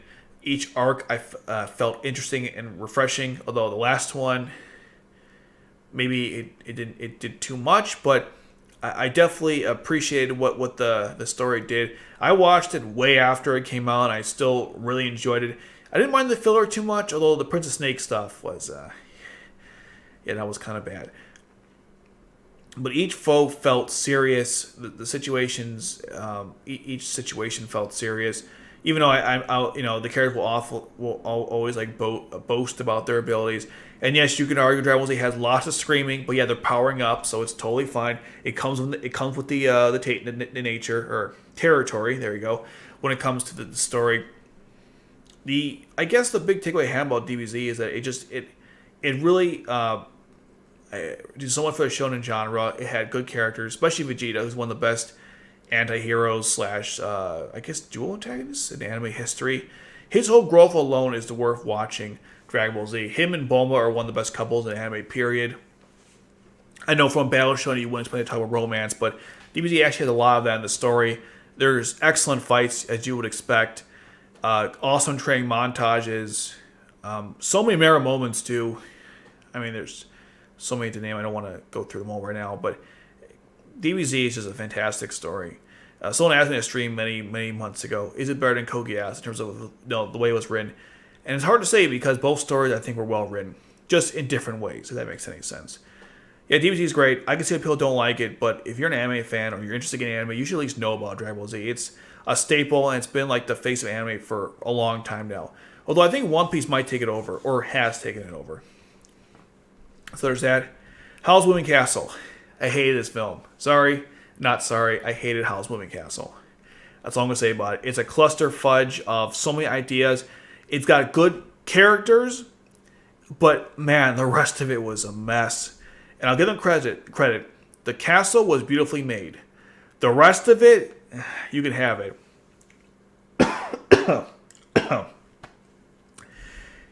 I wasn't a fan of this movie. I was expecting great things, and I was easily disappointed. Made in Abyss, I plan to watch it. I heard good things. I think a new season is coming out, so that's exciting. After Story. Man, After Story. I cried a lot during After Story. It's got a really strong emotional journey and story, of course, with Tomoe and Nagisa becoming, officially a couple, getting married, and oh my god, there's so many moments in After Story. I can't even describe like the feelings I have from watching this. The reason why the story gets a 7 is because the ending was very polarizing. I didn't hate the ending. I understand where they were coming from, the setup behind it. I think it was beautifully executed. I don't like that. I would have done something different. So it doesn't mean the story is bad. It just means, in my opinion, I didn't like it. I've learned to differentiate between the two, where it's like, if the ending is bad, is it bad because the story itself didn't set it up, or is it bad because you didn't want it to go that direction? In this case, I didn't want it to go in that direction, so that's why I didn't like it. I would prefer if they kept it the way it was after a certain event and moved on that direction. Maybe Tomoe moves on with someone else, or I don't know. It could have been better than what they did.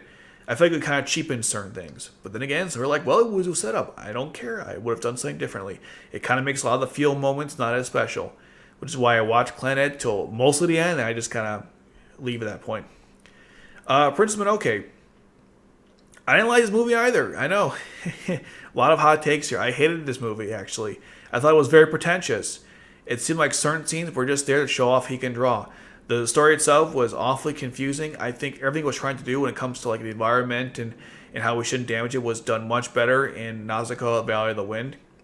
Are there decent characters? Sure, but ultimately it was confusing. I wasn't a fan of this movie. I know people love it. It wasn't a my take. I believe I saw a cover where it said like this was a Star Wars of anime. I'm like, no, Princess Mononoke is not the Star Wars of anime. Absolutely not. Next.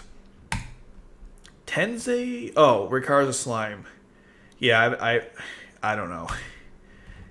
I don't watch a set, guys. That's probably I don't know. Okay, that's the top 100.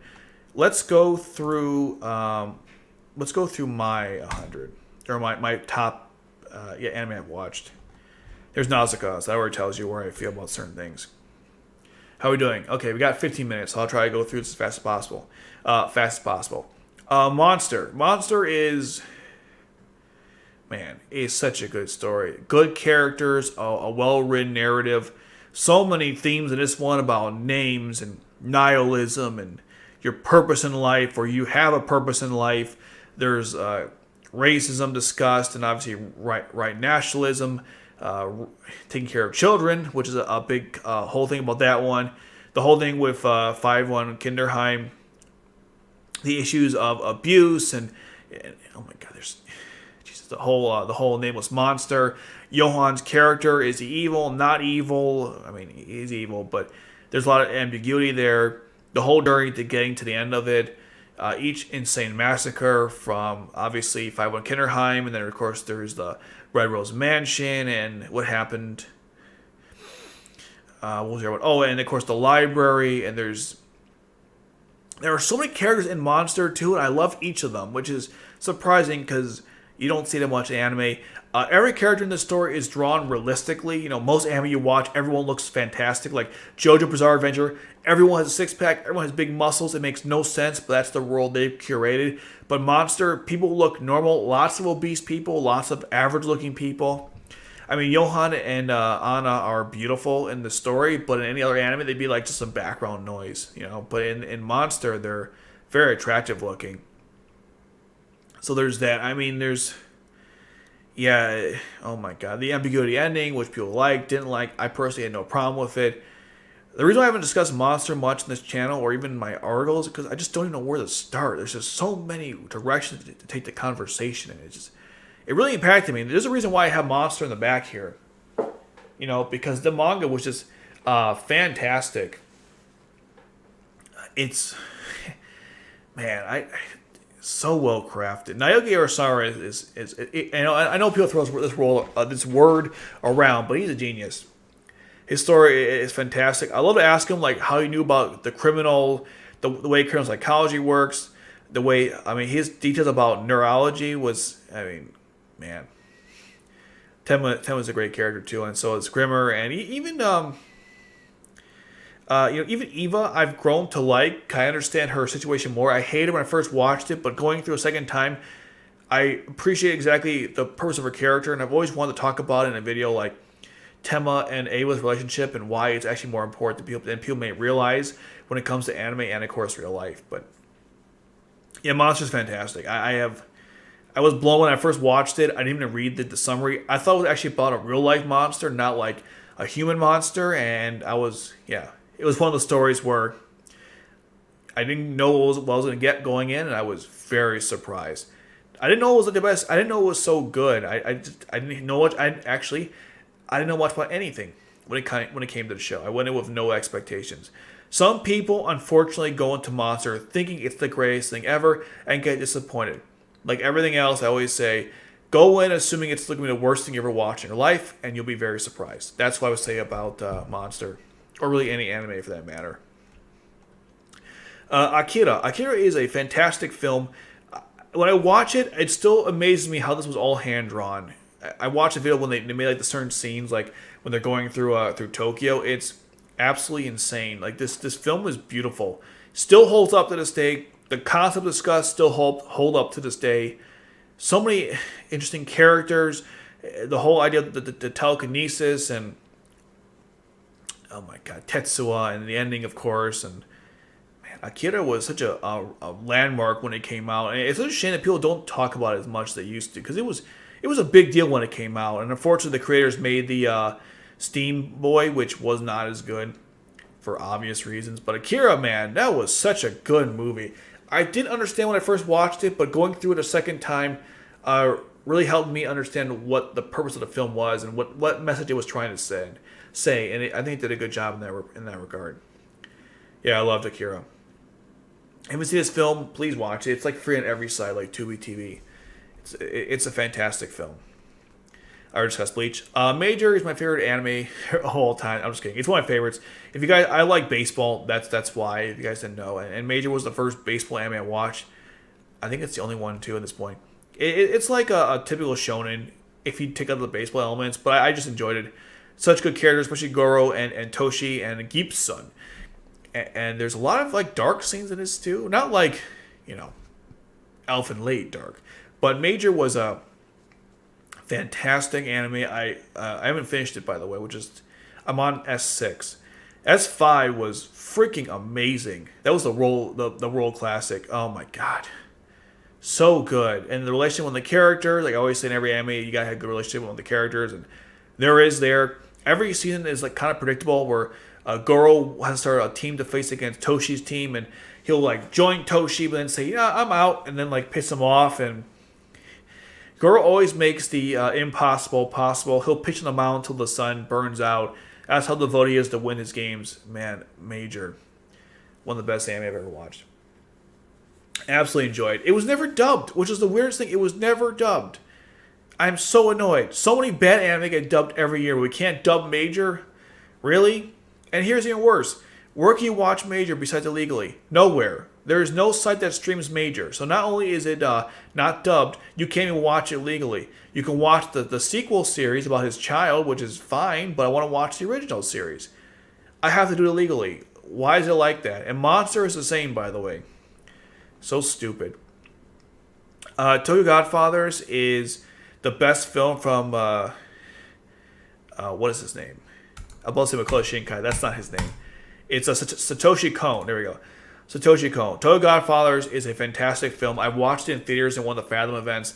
I've watched it several times. Funny, sad. Oh my god. The characters are well written. It makes you rethink about... It makes you understand the idea of not to judge people by how they look. Because in this story, put homeless people and they save a child and get back to their mother. There are a lot of dramatic scenes in this, despite it being a show where you wouldn't expect it to. Again, it's really funny. It was incredible. Satoshi Kon was ahead of his time in all of his films, and Tokyo Godfather was a good example of it. It wasn't as, I'd say, dark as other films, but it still had a very strong message that I think is probably even more important today than it was when it first came out. But very ahead of its time, though. I mean, the concept discussed in this one, you would have thought this came out like last year or something, and it came out in 2003, so what does that tell you? It was a good film. The guy was a revolutionary director. We lost him way too soon.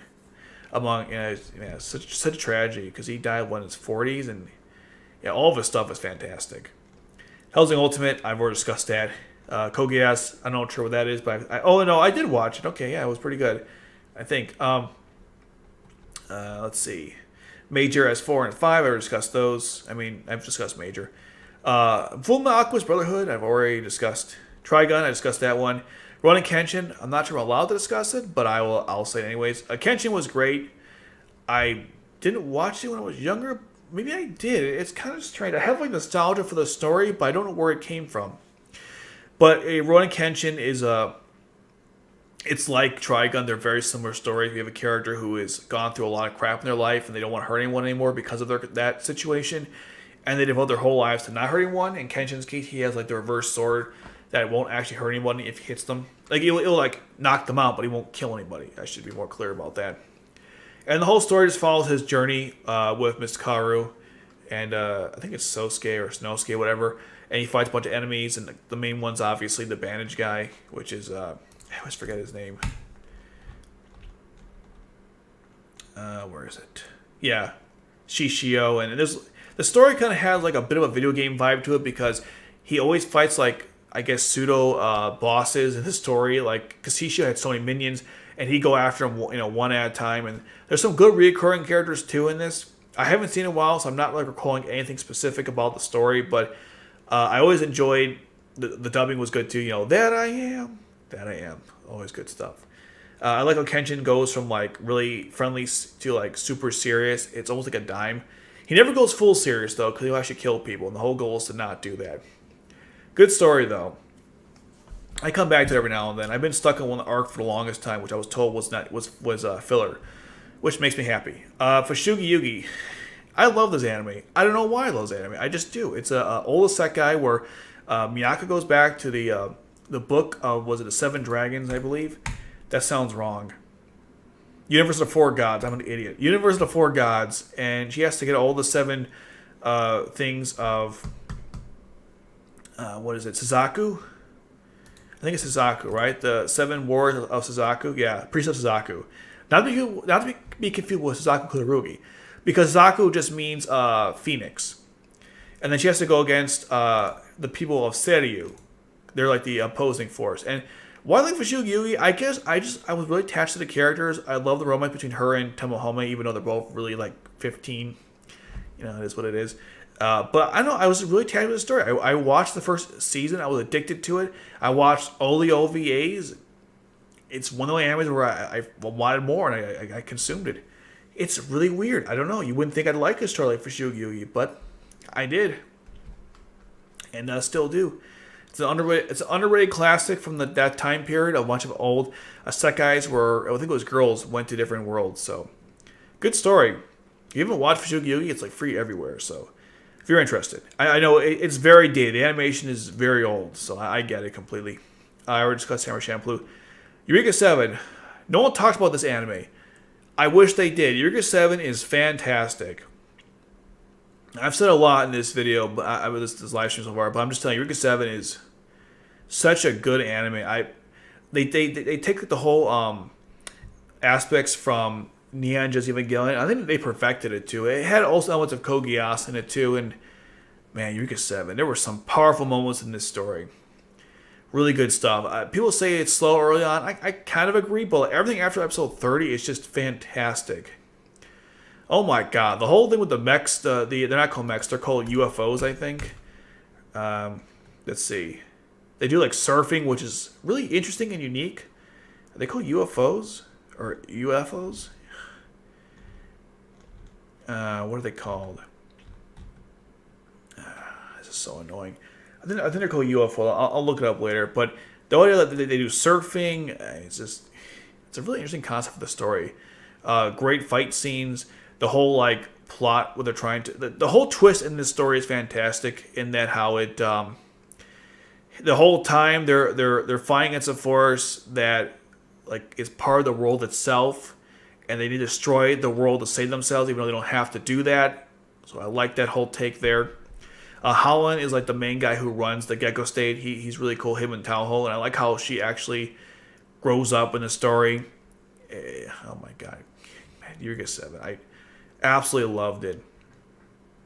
I've always wanted to talk about it in a video because there's so many like deeper themes behind it, good action sequences, and like other good stories, romantic relationships among its characters, and you actually care about it. And Renton's a good protagonist, even though he annoyed me sometimes. He's still a good protagonist. GTO, it's a good anime. It's about a teacher named Onizuka who becomes a substitute teacher, all full time actually. He doesn't actually know what he's doing, which is funny, and he helps his kids with their problems using like his own background as someone who was in a gang, and it's really funny stuff. My one complaint about the story is that episodes don't seem to connect. Like if someone's problem was solved in a previous episode, it's almost like they forgot about it or they don't follow up on it. It was kind of depressing. And there's some dark stuff in this story. Like some of the high school kids in this story are freaking evil. Like this one guy gets constantly abused by the girls. And it's, brutal stuff, man. But GTO was, I enjoyed it. I thought it was funny. I didn't take it too seriously. It had the same voice acting crew from Cowboy Bebop, which is Steve Blum and the girl who voiced Faye Valentine. They're in this one together. It was, yeah, it's good stuff. Gungrave, already discussed it before. Love Gungrave. The game's coming out soon. I'm really excited about that. What's it called? Porco Rosso. This movie is hilarious. I watched it the dub with Brad Garrett, and it was absolutely amazing. Oh, so funny. Such an interesting concept about a guy who gets turned into a pig, and was it actually magical or not? I think it was, and you have Fiona, who helped them build this plane for this contest against this American, and man, Porco Rosso was amazing. I love this movie. The beginning is hilarious when he tries to stop these, I guess these terrorists who captured his children. The children are like ruining their whole plans within their own plane, and then they're all on the plane taking their clothes off when he rescues them. It's such a cute, funny story. It's one of my favorite Ghibli films. I'm not sure how most people rank this one, but this is one of my favorites. It is so good. I have absolutely no complaints about the film. Although I gave it a 9, so maybe there was something. It doesn't come to mind at the moment. But yeah, Porco Rosso was fantastic. I've said fantastic 1,000 times now. If you guys are playing a drinking game for how many times I say fantastic, you might not be alive anymore. So please don't do that. Perfect Blue is a Satoshi Kon's classic example of blending reality versus fantasy, where you can't distinguish the two, because she's an actress and she's playing a character who's having a problem going through identity crisis, and she's going through one too. The whole breakdown of her going from a dancer singer to an actress and to an adult actress, it's hard to watch. Like this film made me feel uncomfortable, but for the right reasons, I guess. It covers so many dark topics. There's a good video from eye patch wall that discusses the idea of avatars, and it's I gotta admit, it was well done from that guy. He did a good job analyzing this film. 'Cause it does really describe the whole problem with society and social media, even though social media didn't exist back then. But the whole idea, like, people are online, they got a presence online versus real life, and people don't really know you. They know, like, the fake version of you. And it's Perfect Blue really dived into those topics. Again, like everything else that Satoshi Kon made ahead of its time. This guy was a visionary, to say the least. He only made a couple of films, but each one is worth your time, and worth your time going through it a couple of times as well, because it's so good. This film was also really dark, and obviously it's a horror for a reason. It's a very interesting film. If you've not watched it, I definitely recommend it. How are we doing in time? Okay. I don't want to keep going. I guess we'll finish all the 9s and I'll end it there. Yu-Gi-Oh! Yu-Gi-Oh! Was one of the first anime I ever watched. I watched it on Kids WB. Absolutely loved the dub from 4Kids, even though I know now it was pretty bad. But at the time I didn't know any better as a kid.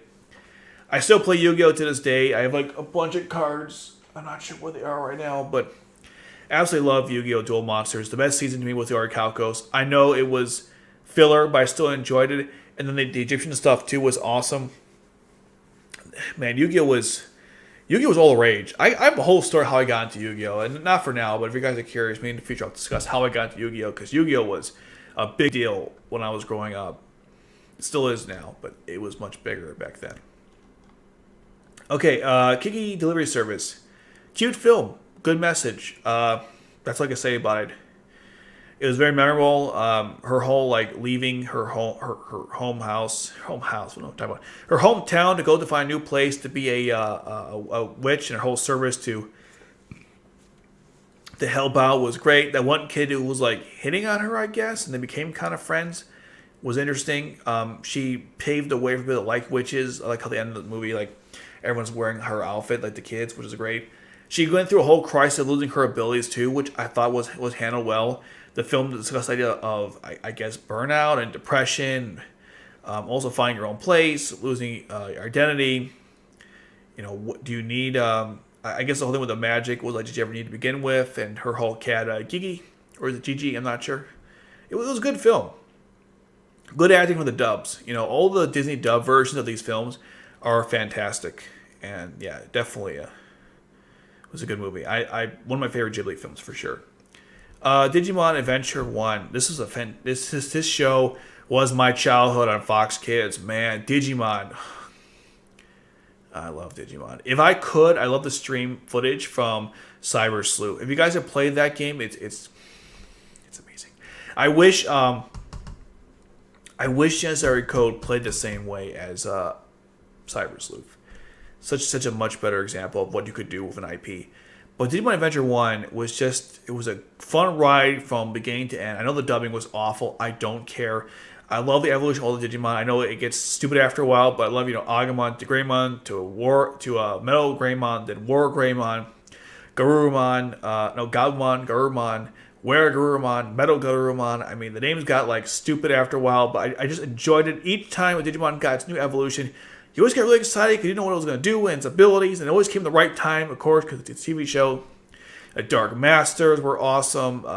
Myotismon, man, so much memorable scenes when, what's his name? When Wizardmon died. Oh, Wizardmon's death. Man, that hurt me because he died in the human world.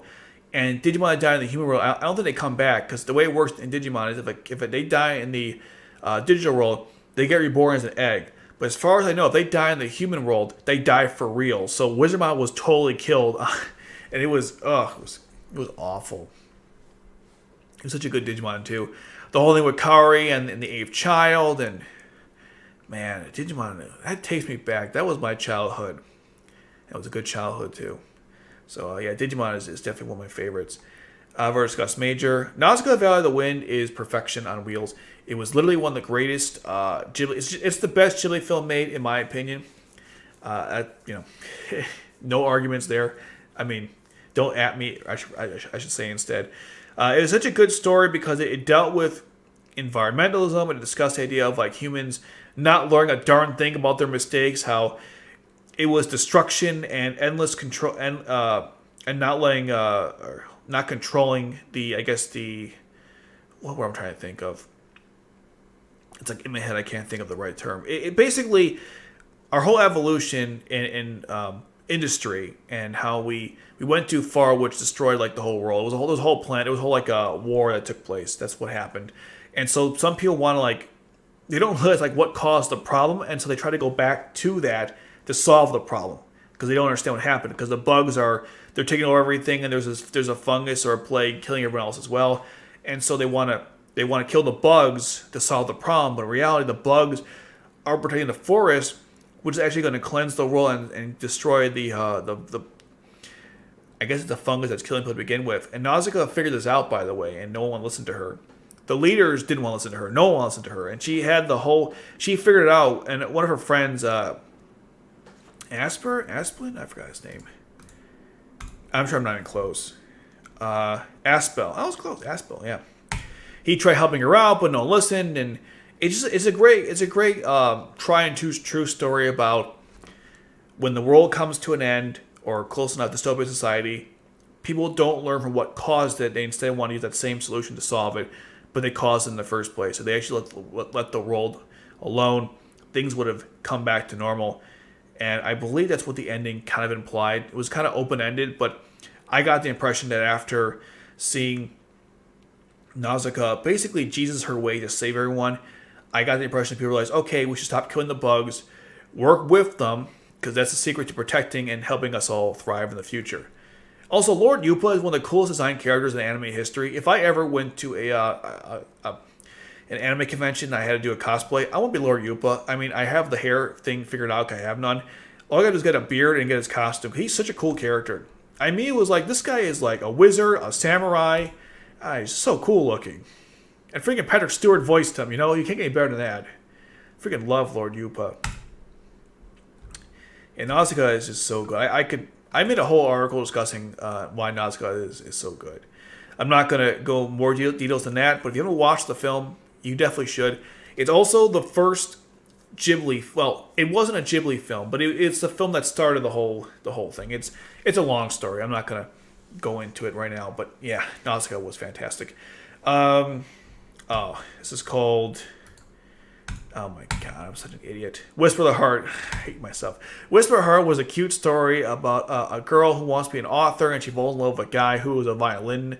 He can play violin, also work on them, and it's a very simple story, but it has so much depth to it between the two characters, and her struggles not being good enough for Seiji, and how Seiji is again, he's a violin maker, and she's trying to become an author, and she follows this cat on a train, and they end up at this house where this guy, Seiji's grandfather, works on violins, and the whole story about the cat, and how there's actually there's two that go together, and she wanted to go find the other cat.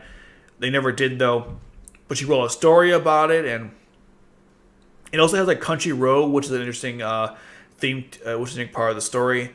There's all elements of like growing up and finding your place in this world, because people are trying to figure that out. Like her sister is kind of doing her own thing, and she doesn't know what she wants to do in her life, and her parents are kind of overbearing too, which is annoying. Like she's in school and she's not liking it either. There's so many elements to Whisper at Heart. It was a good film. I always get really emotional during the violin scene where she's downstairs with Seiji. He starts playing the violin, asks her to sing to it, and she's singing Country Road, and then like his grandfather comes downstairs with his whole band, and they start playing too. And I don't know what it is, but that scene always gets me every time I watch the film. Ghibli films in general are fantastic. They always make you feel they're very relaxing stories, and this one it was simple, a simple story, but it was well told. Nana is Nana is a very polarizing anime. It's about a band, but the dark parts of a band, and there are some dark things with this story. I don't want to go too much into it, but people call it the shoujo, the monsters of shoujos. It's a very good description in my opinion. Good characters. As a whole, like the show's gonna piss you off because you want the character to do something. They don't do it. There's no explanation as to why they don't do it, and for much of it, you might be a little confused. The first 30 episodes are fantastic in terms of like the pacing and development of the rock shooters. I think they're called rock something. Basically Nana's band. It's called the rock something, right? Rock shooters. Ugh.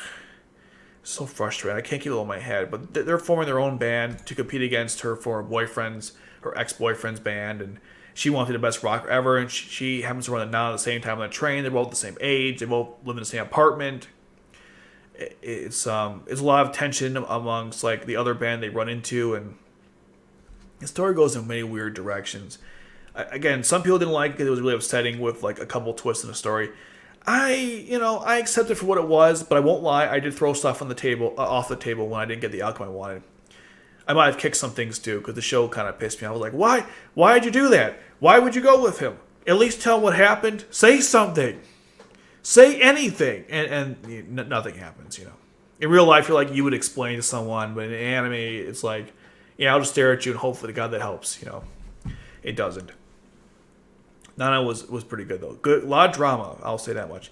Black Lagoon is a masterpiece. It's an awesome sign-in story about this group called the Black Lagoon, and they're a mercenary, and then Rock kind of joins up with them, almost accidental, because I think he was their target, and he joins their group, and it's got like a lot of fan service, but it's interesting how it's done, and there's like one named Bella Lyca who runs her own group, and it's basically a bunch of badass women who just kill people. It's an amazing gore fest. Tons of violence too, man.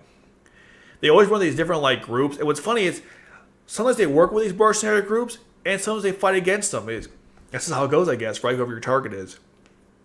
There's one episode in particular about these twins that was really disturbing. I'm not gonna go further with that. That's not for children. That's not for YouTube. I probably get demonetized if I discuss that episode. But the overall atmosphere of this, and it's just a fun, dark, gory sign-in with awesome characters who don't give a fudge. A lot of swearing in this one.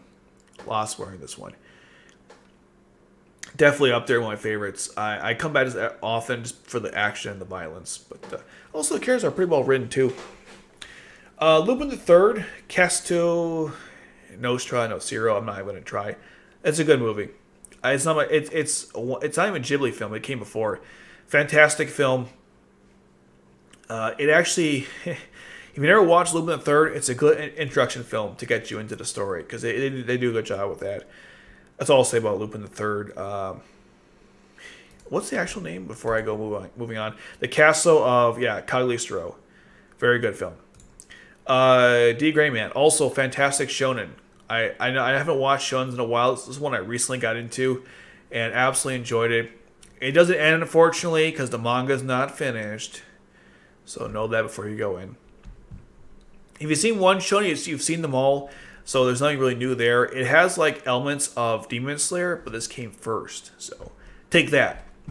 But yeah, it's a fantastic story. The villain is the Millennium Earl. Never opens his mouth, but he's always talking. It's kind of weird. But he's the guy who runs all the Kuma, and then there's the Noah, the tribe of Noah, and very interesting lore. I definitely enjoyed this one. A lot of comedy in there too, and again, it's a typical shonen, but for some reason, this one stuck to me more than others. How many more do we got to go? We have... Oh, God. I give out 9s really easy, don't I? I do have standards. Yu-Gi-Oh! 5Ds. This is my favorite Yu-Gi-Ohs, by the way. I know I put Yu-Gi-Oh! The original on 10 because it came first, but I liked 5Ds more. 5D was a very... Man... 5D was a fantastic story. It had this whole thing with Yusei and the satellite coming to, defeat Jack, his former friend, and they work together. They have signers, by the way, the Red Archfiend Dragon, the Stardust Dragon, and they got to defeat all these powerful enemies. And the best part, of course, I think, was the end when they fight against the Mech Lords and the whole thing of that whole tournament where they had like the Ragnarok team where they had the Greek, no, not Greek gods, the Nordic gods versus the dragons. Man, that was pretty cool. The ending duel was, I always think about the last duel between Yusei and the leader of the, I forgot what they're called, but the Mech Lord users. It was some good stuff. And also the Yu-Gi-Oh! This time was great too with the Synchro monsters. Although Dark Arm Dragon format wasn't great. Other than that though, it was pretty fun to play. Yeah, 5D was... I'm not going to go into details exactly here, but 5D was great. My favorite Yu-Gi-Oh! Series. Summer Wars. Great movie. If you like Digimon, you'll like Summer Wars. I have a special connection because of the timing I watched it, which was absolutely perfect. I won't go further into it. I voted on Steins Gate and Fate Zero. Ping Pong animation. I don't know what about this anime. I really enjoyed it. It's a seinen, apparently, even though there's not much dark elements to it. It's about two ping pong players who you see them grow up as like kids. Well, you don't see them grow up as a kid, but they flash up while them as kids. They want to become like the best players in their time, I guess, ever. And they're coached by people who were the best at one point. They're rivals, but they're good friends, and they face other ping pong players who are just as good as them. It's a very strange show. The animation is bizarre. You're gonna either love it or hate it. You're not. I mean, there's no real in between. It's just so different than anything you've ever seen before. I personally enjoyed it. There's some awesome ping pong matches, as you would expect, because it's called ping pong animation. And there aren't many ping pong anime periods, so it's definitely up there. If you want to watch a show about ping pong, it has mature concepts about people becoming the best. And again, if you like ping pong, you'll like the anime. I can't go much further into that without like spoiling stuff, but also, if you're not interested, you're not interested. Weather Review. Good movie. What else there to say about it? It has a fantastic soundtrack. I like Haruka and what is her name? Hina. There's a lot of controversial parts in the story too, which I won't go into, specifically the ending. Some people liked it, some people didn't. It's what it is. I watched it before Your Name. That's probably why I liked it over Your Name, but it was a good movie. I watched it in theaters with my friends. That's probably why I liked it so much. There's probably some bias, I'm not going to lie. And that's it. Okay, go. That's all my 9s. Excellent. All right. I'm not going to go further into this. Maybe next time we'll do a part 2 or something. We'll see. But yeah, that's like my top anime I've watched. If you're curious what the lowest ones are, 11 Eyes, Tokyo Ghoul, Heroic Age, Guilty Crown, Dragon Ball GT X, oh god, X, Tokyo Ghoul RE second season. I hated Mirai. And I also hated this film. I know people love the whole Wolf movie, but no, I hated that movie. Rosario Vampire, Ponyo, yeah, Ponyo was bad. Midnight Eye, Goku 2, Dark Side Blues, I don't even know what this film was about. Savers and Frontier were both awful in my view. I know some people loved Frontier, but Savers was... that was bad. Okay. Enough of that. Let me read some comments and we'll start with the episode discussions. Let's see. There's probably a lot. I just want you don't check your thing in a while. Oh, jeez. Okay. Like the intro? I'm glad you did. I think Death Note is a good show with strong writing. However, I don't think it's as good as Code Geass. That is correct. It is not. I'm actually got here. Welcome, Galaxy Punk Disaster. Yeesh. Death Note was cool in the first half, but the second half I was like, wait, what? Why? And then the ending felt rushed. Yes. The entire Death Note second half was basically they took the manga and they took the manga and they skipped so many parts. I mean, I had so many questions about Death Note's second half, and some guy told me like, look, the manga was rushed. That they skipped plenty of parts of it. If you want to know the story of Death Note, read the manga. Don't watch the show. And I did that, and I was a little happier with the outcome because there were so many things I didn't know that actually happened between like Mello and Nier that would have actually helped the children in the story. I don't know why they did that. It was really irritating. I think Code Geass... Hold on. I think Code Geass is more than just one of the best anime. I think it's one of the greatest pieces of entertainment of all time. Ooh. That's a big take there. I don't know. I wouldn't go that far. But I can definitely see why you'd feel that way. Sword Art Online was really good anime with excellent fights. Season 2 was let down, though. I give it a 7 out of 10. I don't know. I heard some things. I don't want to discuss them on here, though.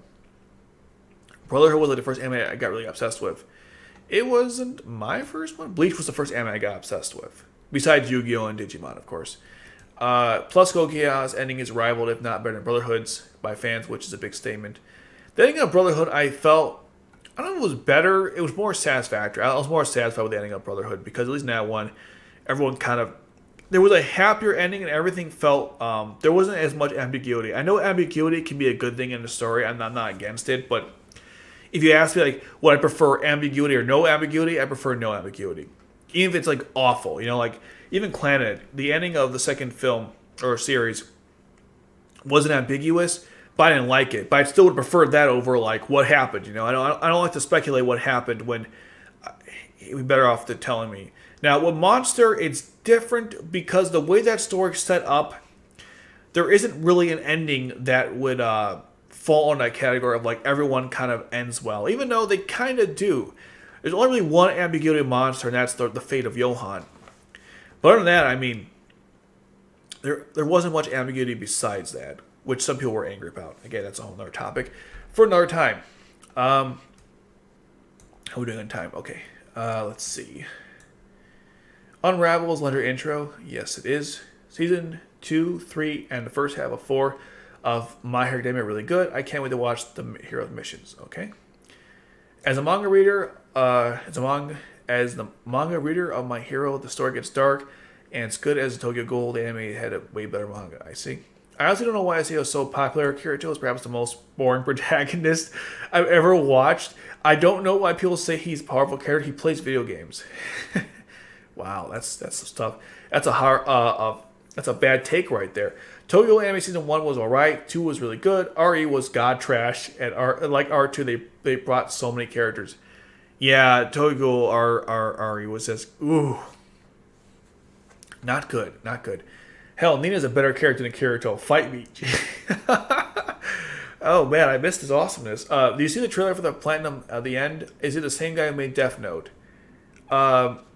I did not see it. I heard it has like a lot of similarities. There's like a part where there's like some kind of angel flying by the main character, which is kind of like Death Note. The manga of Tokyo Ghoul was far in fact better with one of the better mangas. Yeah, the manga is better in Tokyo Ghoul. Definitely don't watch the anime. Read the manga. Ron Rodriguez, yes it is. Okay, Unravel is awesome. The only anime movie that made me cry is the uncredited version of Pokemon, the first movie. In fact, the only movie that you cried. You know what? I cried too. I went with my grandmother to see that film, and she was sleeping.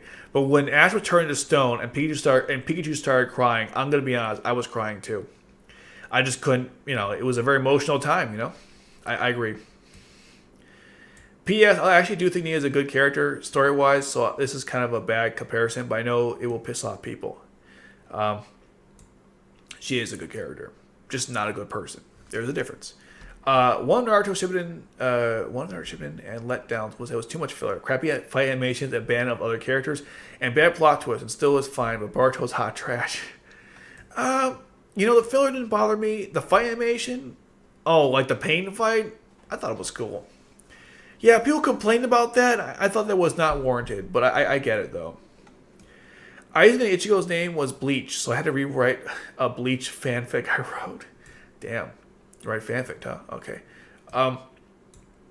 Jujutsu Kaisen was perfect. I haven't seen it, so I can't say. Fairy Tail's flawed, but good in my opinion. I can't watch, I'm sorry. R1, R2 of Code Geass are listed as separate shows. Yeah, of course. Seasons, the way it works now is, or I'm saying now, but it's not that recent. A lot of shows are, like when anime first came out, it was like one whole thing, right? But now everything's broken by shows or series. If you look at an older show, let's go through my list, maybe I can find something to demonstrate this point. I know, Dragon Ball Z, right? That's a good example. Let's go to that. At the very top. That's too high. Dragon Ball Z. Where are you? You're at 9, aren't you? Yes. Dragon Ball Z has a bunch of arcs, right? But you don't see like the Frieza arc and the Cell arc, right? Those names are, by the way, completely wrong. I'm just throwing... You know what I'm talking about. Or the Buu Saga, right? They didn't break up stuff like that. But nowadays, everything gets like its own season. Season 2, Season 3, Season 4. Even though back then, they didn't really do that with their shows. I never understood why that occurred, but that's like a thing they do now. And again, I say now, like this has been going on for quite a while. Like, even Black Lagoon has like Second Barrage, and then also the what's it called? The Roberto something, I believe. Roberto's Revenge or something. So, I know I'm sharing my screen, but it doesn't really matter. You know what I'm talking about. Kill la Kill is a good show. I'm sure it is. I did not get a chance to watch it. Hopefully the fan service isn't too bad. Personally, my favorite English dub anime is Black Lagoon. It's the second anime I haven't watched, the sub version. First being Cowabunga. Another's kind of blah. Yeah, I'll take your word for it. Demon Slayer is completely beautiful, and man, the movie, top 3 movies on my list. Okay. I heard it was good. Violet Evergarden got me crying so much. Damn much, especially episode 11. Violet Evergarden got me crying, especially episode 2. Yeah, those two, oh my god. High School Dead was full of gore and boobs. Considering the author of High School Dead passed away, I seriously doubt there'll be a season 2. I did not know that. I now feel bad even suggesting it. I apologize to the man's family. Overlord, the character Albedo is a thirsty girl, pretty much. I suggest you watch A6. It's kind of a show like Code Geass Akito, but having a goddamn good soundtrack. Okay, is that on my list? 1 second. 86. Let me actually here's the best. I'll just go to Monster. 86.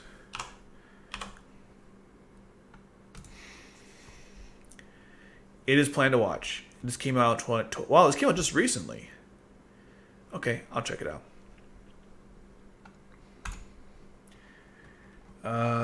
Seraph of the End was not bad. It was really good animation. Same actors made Attack on Titan. That's good. Didn't also the guy who did Attack on Titan did Death Note? I thought there was the same people. What's the song name of Resurrection? It was in the trailer. I'm not sure. You're talking about the one where he's like resurrected? I'm not sure what the song is. You can probably find it on Mal if you look for it. What theme of the movie you're talking about? I'm not sure. Yeah, Vegeta is awesome. Vegeta is awesome. Okay, glad you guys figured it out. Cool. Vegeta's a Hispando. Yeah, he's for many people. Vegeta is simply one of my favorite characters. Yeah, he's one of the best. Bungo Stray Dog should have been on top 100. Nah, Bungo Stray Dog is overrated trash. I'm just kidding. I've not seen. I can't say. Is it anyone on my watch list? Plan to watch? Okay, it is.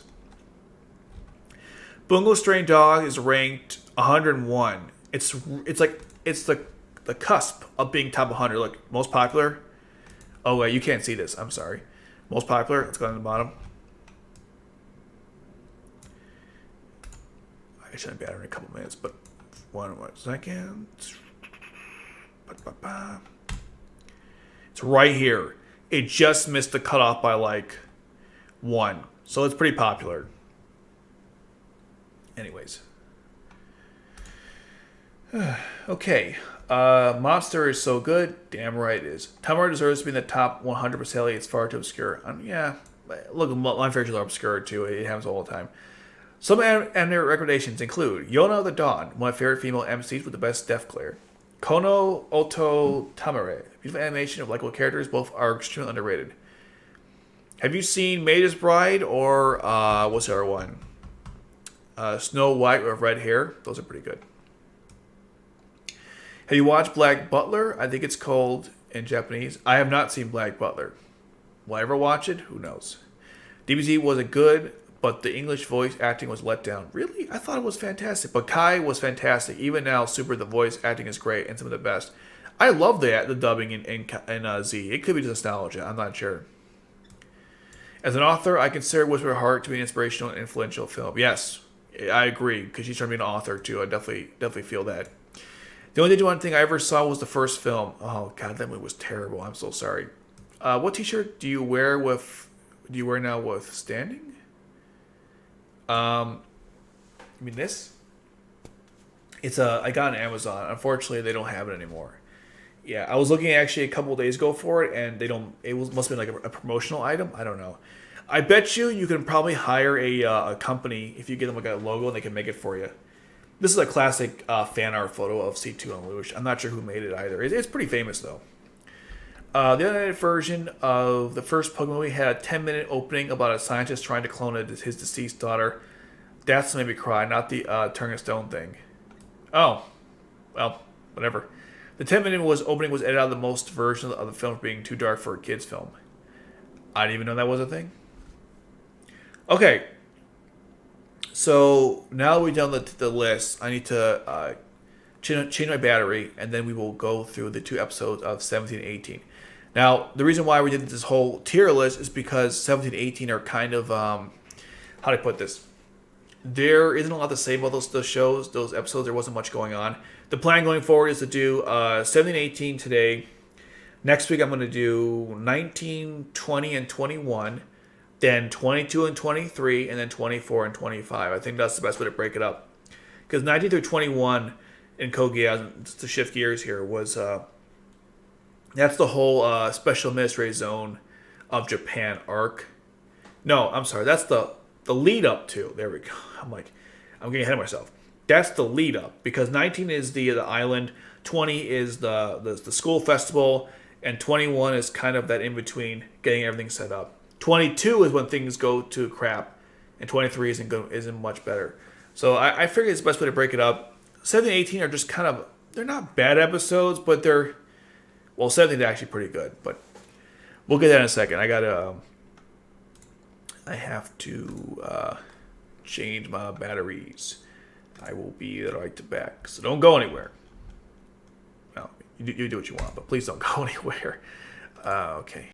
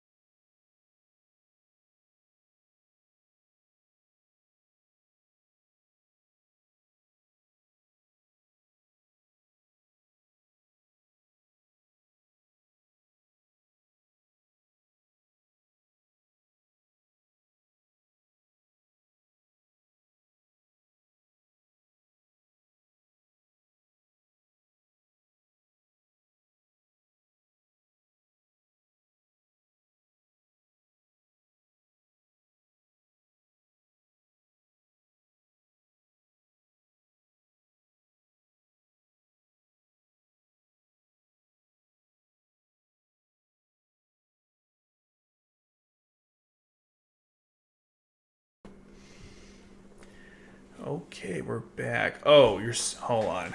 I can never tell with the camera. Wait a second here.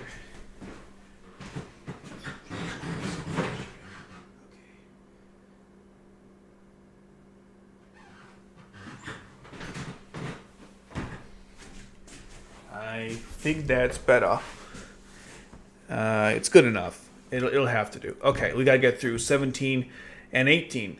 The two episodes about Toto, which is cool. I like Toto. He's one of my favorite characters in the story.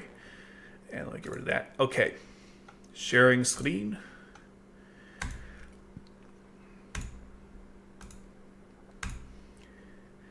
And that's not what we want to see, because we've already seen it. Code Geass. Genes de Coldo. No, not that. I have it loaded already. Alright, here are 17, and let's get into it. So, the first thing we see in this episode is Lou. She's kind of like a model, and I guess it's kind of funny because he's thinking about, he's pretty heavy about different stuff, and they're always telling him, like, hey, you weren't looking that right way. Because he was thinking about what happened with Suzaku. And and of course he kept changing his pose. They're like, Lou, she didn't look that way. So they had to, see here, what was it? Rival tried fixing him, and it ruined everything else, which was kind of funny. Now, he's also thinking about how Suzaku has been, bearing this his whole life. Like Lelouch killed Clovis, right? Which is, that's a pretty big deal, but that's a half brother. Suzaku killed his father at a young age, so Lelouch is trying to contemplate, understand this. Meanwhile, people are drawing him, and naturally are upset that he keeps hitting his pose. You see Colin and Shirley. Interesting how they're next to each other drawing Lelouch. Again, Colin acts like an invalid. Doing a very good job. If you watch the show, she does a very good job of being an invalid, so I definitely like that part of the story.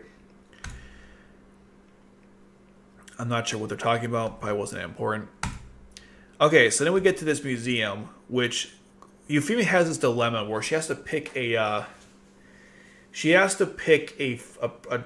picture or a painting as number one.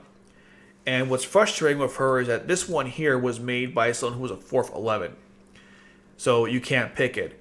My question is, what's the point of this whole art gallery if they want her to pick this painting, which, by the way, isn't even done that well. It's actually pretty crappy.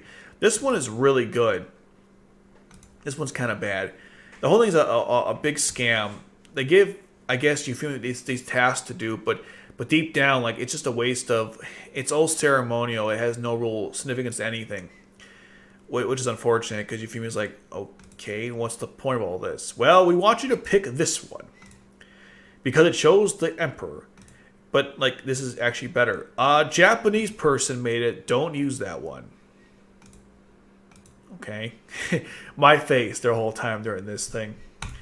Anyways, later on, Ogi gets to eat this food that Valletta made in her, I guess, her wife personality. He really likes her a lot. But Naomi catches him, and he thinks she knows something when she has no idea. Instead, she just wanted to tell him that the Holy Swords have arrived because Toto was captured to protect them. And Lelouch says we'll help them out, which they do. That's from a different episode, flashback. So they agree to help out the Holy Swords rescue Toto. C2 reveals here she never went to the Chinese Federation. As we know, that didn't happen because of what happened with Mao, which is fine. She saved his life. I think it was a fair trade-off. Lelouch even said that he worked around it, and he wanted to get, I think I wrote a note here saying, like, he wanted to get 3 chess pieces. I think the chess pieces were Suzaku, Nunnally, and Toto. I think that's what he was talking about there. Suzaku shown again cleaning his shirt because those stupid racist kids keep drawing on them. Then we get a scene with Cornelia talking to Guilford, and she had to go take care of some problem in a different area in Japan. So she leaves the whole ceremony of the museum to Euphemia. She tells her to pick a knight. She seemed kind of mean to Euphemia as well. I don't know what it is, but she was kind of cold to her. But the whole point was, like, go pick a knight. What was it? Yeah. And apparently Cornelia went to go solve the Chinese Federation issue. I'm not sure exactly what's going on with there. But the whole point here was she had to pick a knight. That's what I got from the scene. These are all from, like, good families she could pick from if she wanted someone. We never see the character ever again, obviously. But, yeah, that's the situation there. We move right along here, and Nunnally's talking to Suzaku. You don't see it here, but she's drawing Ares Villa. I guess it's like an Easter egg, sort of. Here, I can get the footage out. Give me a second here. We'll move that right here. There is a... where am I? Oh, wrong location. I was like, where am my footage at? Here it is. I'll have to obviously remove the sound. Oh, darn you. Oh, and I forgot to do something else with my settings real quick. Since I'm not doing anything... Actually, let me pause that. I'll echo out there. Okay. Hopefully the sound will be better. Now, at this part here... Yeah, if you look carefully, she's drawing something, and I believe it's Ares Villa. Yeah, see, she's drawing Ares Villa, which makes sense because she would still remember that before she went blind. Anyhow, so Lelouch sees how Suzaku and Nunnally are really close, and his plan is to get the two of them to be together. I don't know if it's not romantically, of course, but he wanted him to protect her. So his whole plan was he would have Suzaku take care of Nunnally, and that would, ensure her safety. Lelouch was even going to discuss this with Suzaku, but Cecile comes in. Suzaku, but Cecile comes in. Where was it? Like right here. I guess we don't see her. Yeah, that's odd. But anyway, she came in to tell Suzaku that he has to be somewhere, and it's obviously execute Toto. He didn't know that she's right here. He tells Suzaku we need him. Lelouch never really investigates this, which is kind of odd. One thing I always wondered why he never tried to figure out where Suzaku actually worked, like the military wise, but I guess he didn't have time. Anywho, we fast forward and we see Shirley is taking care of her hair. She drops a clip and she finds the letter that she wrote. If you remember in the previous episode, not this one, I think it was 14. She wrote a letter about Lelouch's identity at 0, and she crumbled up and threw it between her desks. I think it was desks or right here, and she found it. So now she's in a bad situation because she now knows Lelouch could be 0.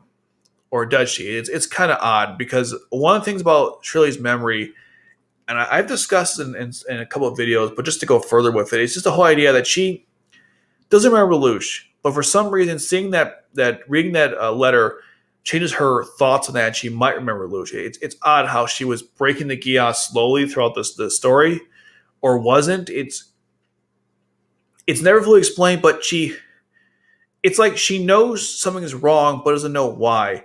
Originally, she didn't even know that. So it's like the Geass was kind of like, how would I put this? It was not working the way Lelouch was hoping. And I think he predicted that, which is why he destroyed her diary. Anyways, back to here, we see Euphemia at the museum. And they asked her, did they use 11s to contract this place? And she's like, I don't know. Only ask about the artworks. Don't ask her if a bunch of 11s made this museum. Which, by the way, who cares if they did? What a stupid question. Euphemia might be good at like talking to people in public, but when it comes to political matters, she's kind of clueless, which makes sense because she hasn't really been trained for this. They only want to ask her questions about the museum, the artwork, not about who built it and stuff. And now she has to pick a prize. Meanwhile, we get to a really good scene, one of the best in the series, because so they're figuring out the Gurren, which Tamaki's involved. You don't want him involved in anything that's important. But then we see the Holy Sword are discussing why they should join the Black Knights, and they're saying after all is said and done, they'll see what they do. If they want to stay with them or not. Whole nother story. Their prime directive is just to get Toto back. Anything else would be great. That's what they're saying. They love Toto, I guess. So then we get the scene where Rakshata meets Zero. And what I like about it, Zero, and I said this in my intelligence video, when he meets Rakshata, he immediately forms a positive connection with her because he brings up her past with the cybernetics and medical stuff. And she feels, she's actually sort of blushing because he's like, oh, Rakshata, I heard about you. You actually did impressive stuff with the whole medical stuff with cybernetics. And she's like, whoa, you actually read up on me? Because most people probably haven't. And so he took the extra amount to learn about her, which made her very happy. You could tell like, her face is very, she's intrigued because most people wouldn't do that. And then, of course, she gives them the outfits, which Colin puts on, which is really funny. She says, is this going to improve my life expectancy? And she goes, is this going to improve the interface system? And she goes, no, it'll improve your life expectancy. And it's like almost a meme at this point because the show basically made fun of. Actually, I'm not going to do that because that would take forever. The show made fun of its own fan service, which is pretty funny. Because they, I guess at least they're aware of the fact that, there's, this scene here. Tamaki's face, though, is precious. But anyhow, that's the ordeal of that. When Rakshata and Zero meets, a very good scene. It again shows how Lelouch is very good at forming positive connections with people, which is one of his greatest strengths as a main character. So definitely love that part. Then we're back at the jail place, and Toto's executioner was made Suzaku. As you guys know, Suzaku was trained by Toto. That's why this is a big deal for him. They show you a flashback, but they've referenced it before in the story, so they have a strong connection, which is why for him to kill Toto is kind of upsetting. Meanwhile, Lloyd is upset because they keep all this paperwork. He can't handle any of it. And eventually we get this funny scene where, well, it's not funny that Black Knights broke in, but it's funny because Lloyd says, okay, we don't do the hellish paperwork anymore. I'm like, yeah, I agree. Just to kill a guy, all this work had to go into it. We get to one of the best scenes in the entire of all of R1, where all the Gekkas, these models here, are being potted by the holy swords, and they're destroying these Sutherlands. Like they're cutting them up like into ribbons, as Lloyd once said. It's just complete massacre. I love the whole scene, and then eventually we'll get that point. Eventually, there's a good part of the music, but anyhow, they're in the base working on this stuff. I love this scene too, where they're trying to figure out how the Geckos are working. Rockshot and her team are making configurations while the Black Knights are helping out. It's just a good scene. This whole episode has so many good moments, and this is one of them for sure. Yeah, see, they're working on it, which is awesome. Now, because we're going to bring out Toto, this guy was actually going to execute Toto before they had a chance, and he was killed by Zero. Lelouch convinces Toto that he has to make up for the miracle of Tsukushima, I think it was. That's why he has to join him, because he gave people hope when he has to take responsibility for that, and Toto agrees to work with him. It was a good scene. In this one episode, Lelouch demonstrates two forms of his interpersonal intelligence by convincing Rockshot to join him, or not join him, but also form a positive connection and getting Toto to join him. He did a good job there, and Toto ultimately, that smile. That's good stuff. Lelouch, Jayan Bosch, and Steve Blum. You can't ask for better voice acting. Euphemia wants to pick the right painting, which is, that one she liked that was made by the 11. And unfortunately, they wanted to pick Charles, which is depressing, but is what it is. Now, she never got a chance to pick anything because the Black Knights were fighting against Sutherlands, or Britannia, rather. So that never actually happened, but in my opinion, she would not have picked the Charles painting. We never find out, though. Well, who would she have picked? Find out. No, we're not going to. This scene is great. The music in this episode is perfectly sets the mood, and even like the way the action is goes concurrently with it was well done. The new films try to make their own animation. I didn't think it was as good, but yeah, the music here is fantastic. And when Toto comes in, he was actually in Zero's Burai, which always makes you laugh. Like it must have gotten crowded in there. But anyways, they get set up for him. He gets in there, and oh my god, I love this scene. It was so good. With they're uniting all the holy swords, and they basically take out everyone. It's great. Eventually, Suzaku gets involved, and Lelouch this whole time figured out the movements of the Lancelot, so they could take him out. And we get to a point where, so she's like, "Oh, that's the Lancelot they couldn't take out." She's making note of it. Dolan hears the call, and then Lelouch sends the data, and so they're finding the Lancelot, and Toto takes out the what's it called? The cockpit. Now, here what's interesting about this scene, right? Cecile says, "We didn't install a ejection seat yet, or something." That was the dub. In the sub, it says we still haven't, because in the original dub, or in episode 2, Cecile told Suzaku that we have not installed an ejection seat yet for the Nightmare frame. So she knew that. The dubbing screwed up here. She was supposed to say we haven't installed it yet. Not that we haven't, like we never did. It's more like we were supposed to, but we didn't. The dubbing here was off. I don't know why I noticed that, but it was kind of weird because she said, like, we haven't installed one? No, yet. Installed one yet. Anyways, Suzaku's identity is revealed. We get one of the most OMG moments of the entire series because it was like, wait, you can't be here. You have to be with Nunnally. And of course, Colin's freaking out too because they're all friends with Suzaku. They don't know what to do.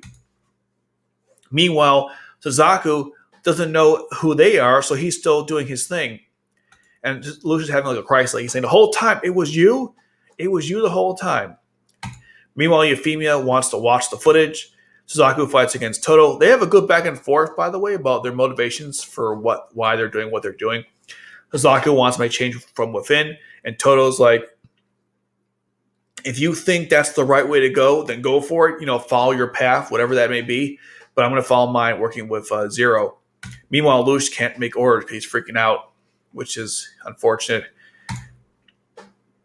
Suzaku actually was going to be killed by all the Knights' holy swords, but Lloyd saves him with like the boost Tarkin, which knocks all their weapons out, which is actually pretty. It's good because they actually would have killed him. That would have been bad. Eventually, Lelouch tells everyone to retreat, and Toto's like, okay, that makes sense because they would have been wiped up by the Sutherlands, the reinforcements coming anyways. So they retreat. Euphemia picks Suzaku as her knight. And then we get to this epic moment where Lelouch is just laughing maniacally in his nightmare frame. Now, what's funny is Colin contacted him. So she heard him laugh like a maniac. And then we have C2 watch from the shadows because C2 always watches from the shadows. That's her MO. And that's 17 in a nutshell.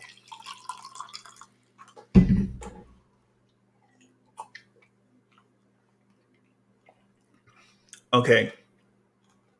Let's see. Do I have any notes that I didn't mention? Did you watch Black Ball, the anime? I have not.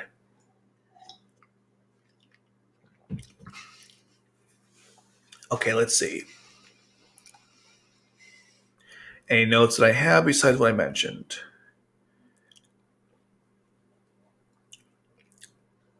No, I don't think so. No, that's all I got. The episode is pretty straightforward, which is fine. You don't have to have a really crazy episode. I gave it a 10 out of 10 because the whole rescue of Toto, the whole situation with Lucy learning Suzaku's identity, were good enough for me. This episode had a lot going for it. It's definitely one of my favorites in R1 for sure. And the music too when they're rescuing him. Again, I'm a sucker for those type of moments. It was good. It was a good episode. Not a whole lot to say about it, but nothing bad either. A solid episode altogether, and plus it sets up the future relationship between, I guess, Suzaku and Euphemia. Like they're starting to come in closer now, and then you surely is going to start remembering her past with Lelouch. So a lot of good things are being set up here. Excellent episode for sure. Yeah, I don't have much else to say about it. Not a bad thing. It was a quickie, I guess. All right, next episode. I didn't put the things up. My bad. I keep forgetting to do that. All right. Well, before we here, we'll still stay in 17. Just so I can read some comments. Okay. There aren't too many. Okay. Ugh. My voice is right. Lucius is a good-looking model. I guess so, because he was picked. I think Lelouch loved Nelly like a daughter, and I think he wanted Suzaku to be Nelly's guardian if anything ever happened to him. I thought he just wanted him to be with her at all times to make sure she'd be safe. I don't know if it was like if anything happens to him. I think it was more of just like in general. That was like his goal. But that could be true too. Rakshasa is a really nice, fun character, a really fun side character. I wish we got more scenes of her and Lloyd.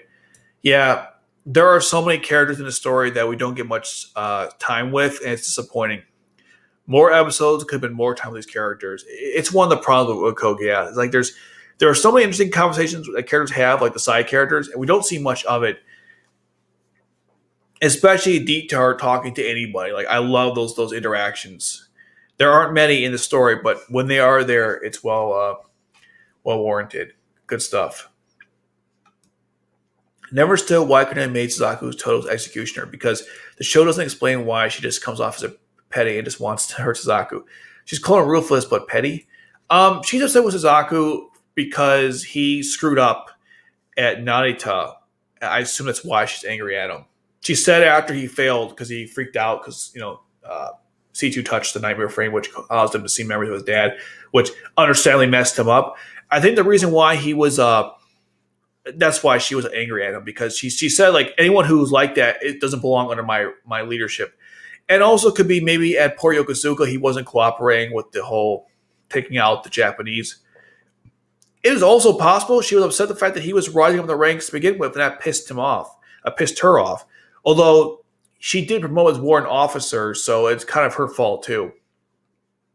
There are tons of reasons. Those are some things that come to my mind. That come to mind. And plus, she told Euphemia that we pursue against numbers as standard policy too, right? So you got to look at that as well. Different areas for sure. Cornelia is kind of a bitch to everyone in the story. I can't find a better word to describe it.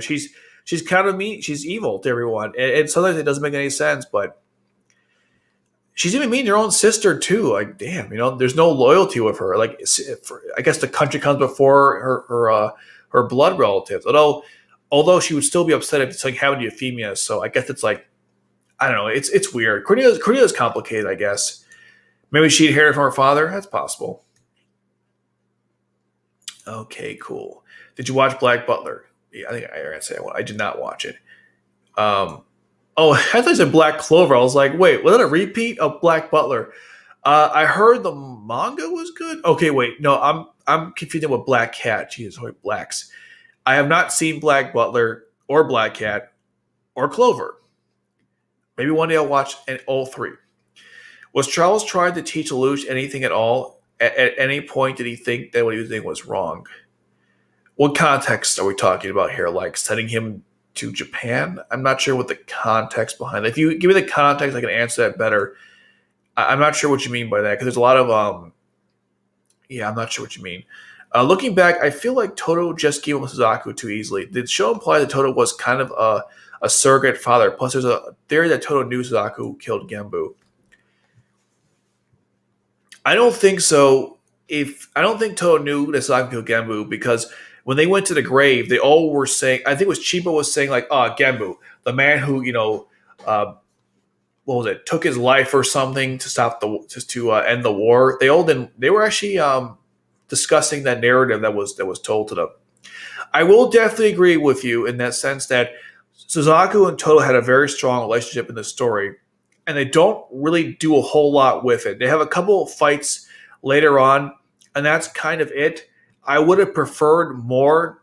Their final confrontation was in R2, and it was pretty under like it was Suzaku destroyed him with the Lancelot, and he was in the Zangetsu, but the difference in Nightmare Frame performance was like insane. They also fought in turn 10, but again, it wasn't really. They tried, but yeah, they could have done more. I think I would definitely agree. I forgot to mention that the Suzaku and Toto relationship, they should have done more. We didn't get enough. Considering their past, that could have been a good sub, I guess, arc or plot, a subplot of the story of Suzaku and Toto. They wanted to push the rivalry between Colin and Suzaku, and that took center stage. Toto kind of got wrapped with Guilford instead, which is fine. You know, those are two very similar characters, but given how Toto trains Suzaku, I think those two should have had more of a thing in the story. They kind of dropped the ball there. I would definitely agree. I was thinking to myself, man, if Toto and Suzaku had that could have been really cool. You know, master teacher. No, that's the same thing. Master student. That could have been a really cool. That could be a cool element of the story. It was definitely. I agree. It was. That's a failure on the story's part. I wouldn't make that mistake if I was writing the story, but I'm not. So it is what it is. But I definitely agree, though. I meant he was the reason Luge became Zero. Charles got millions of people killed. People followed him and got killed for it. That's kind of how I see it. Yeah, were they trying to teach Luge anything? I don't think so. Charles only cared about the Ragnarok connection. I don't think he wanted to teach Luge anything. His whole like the way he abandoned him was stupid, and I personally think that because R2 was written after R1, obviously, and the whole direction of the show went well, the show went in a different direction than originally planned, which explains like why Charlie was so aggressive to Lelouch in the first part of the show, but not so aggressive. Or let's try it again. The direction the show changes is important because if Charles wanted to help Lelouch out in the beginning, and that was their initial plan, he wouldn't have been so mean to him when he was a kid for cover up purposes. There was no need for that. If the plan was to protect Lelouch from V2, then what he did to protect him made no sense. That's a whole other discussion. The Ragnarok connection is both one of the greatest aspects of Code Geass and arguably the worst. It just depends how you look at it.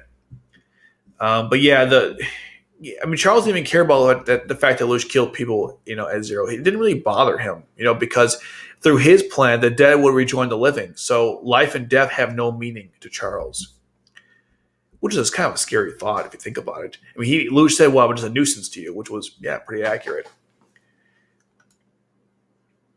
Wow, Black Butler. I watched the first 2 or 3 episodes. Not a big fan. I don't know if it gets better though. Though it looked like Code Geass, it wasn't. Think and Play. I haven't seen you in a while, man. Welcome. I I think Cornelia was an overprotective older sibling to Euphemia, like how Lelouch was to Nunnally. Except Lelouch didn't treat Nunnally like crap and didn't berate her like Cornelia did to Euphemia.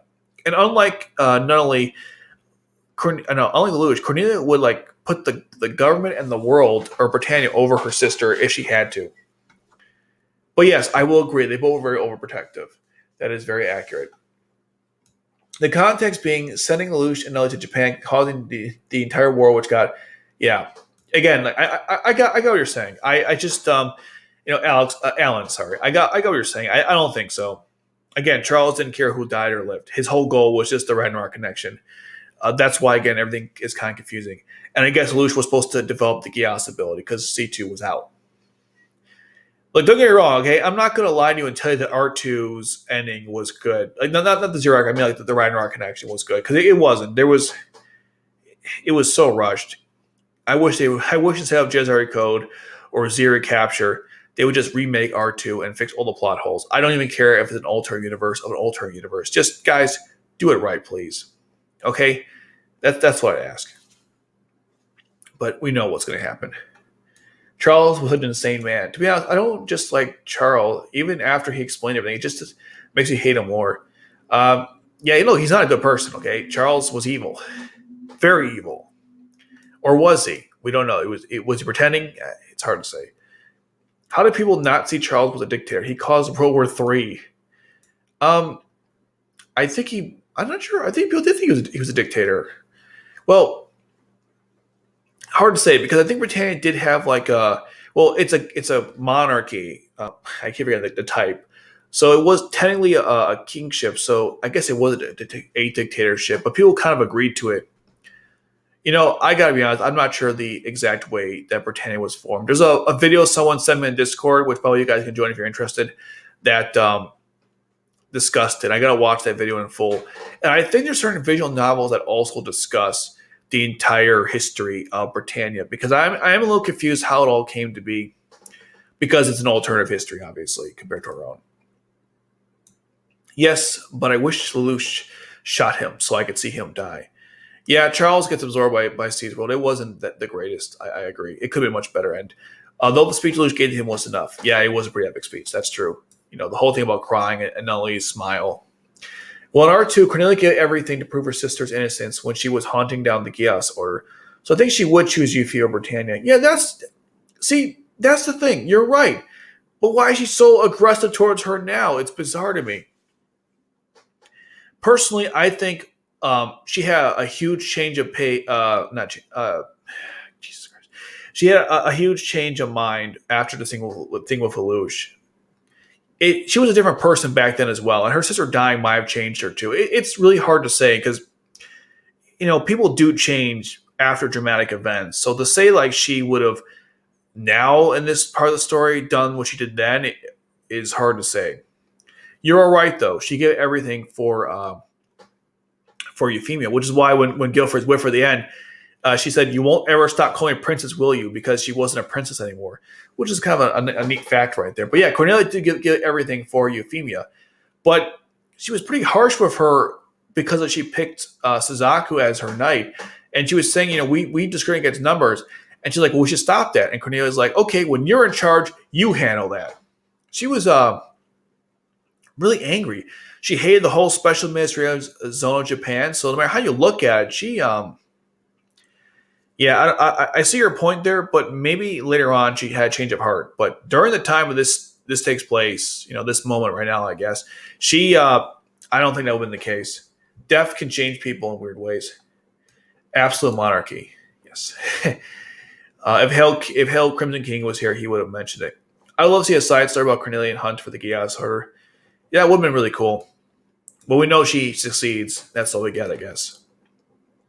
Lelouch and Cornelia are both have an obsessive, almost romantic-like bond with their siblings. Lelouch with Nellie and Euphemia, and Cornelia with Euphemia and Schneisel.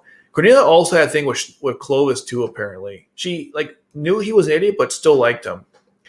Think about bad fathers. Do you think Gendo and Instrumental is like Charles with the Ragnarok connection? Genbu, I think he's saying. I don't know. It's an interesting comparison. Most of the flowers in Code Geass are awful. They're pretty bad. Maybe. It's not a bad comparison. Did Nully go off to become the 100th Emperor of Britannia? That's the big number. I thought what happened was. Wait, hold on. I'll read the rest of this comment here. But would she be able to run Britannia? I don't know if she would be able to. I think some advisors would need to help her out. Help her. I thought Britannia became like the Principality of Britannia. They lost all their authority. So Nully, I think, became Empress, but she had no real political power. I could be wrong there. Let me Google that for you. I'm pretty sure in Resurrection they explain what happened. Like she has no real authority, but that's a funny picture of her. Let me get the bam. Give me a second here. Okay. The Lelouch of the Resurrection. Dun dun dun do do do do do do do. Okay, let's go to the very end. Do do do do do. Oh wait, can I do that? Okay. Nully remains a figurehead in the recently downgraded Principality of Britannia. So I don't think Britannia has much authority anymore. There's no because they joined the UFN, right? So they lost all their authority after Lelouch died. That was one of his plans, by the way. He knew that would happen. He dismantled Britannia from within. It's one of the brilliant parts of Lelouch of the Resurrection, or of the Zero Requiem. Let me just grab one quick thing here. Oh, you know what? That was stupid. Oh, well, it's too late. Okay. So, let's see. I don't want to go too far into the lore here, but since we asked, why not? Okay. I stop with these ads, man. The ads on this site are just the worst. Okay. After seizing control of the UFN, the Black Knights simulates and unites the remaining European countries from the European United and the remaining independent African nations prior to establishment, as well as pertaining into the UFN. After his death, the whole world is united, forming a new incarnation of the UFN and the Black Knights. Kaguya regains leadership over the UFN once more, while Zako, the new Zero, gains leadership over the newly reformed Black Knights. So during that time, the United Federation has undergone heavy reorganization with the Britannian military, assimilating into the Black Knights, ushering a new era of peace and stability. More than 80% of the world has joined the UFN, with headquarters located in Wakawi, Hawaii. The point is, there is no Britannia to rule over anymore, as we understand it. So, to answer your question in the most complex way possible, no. What happened to my, uh-oh. My camera's gone. What the fudge?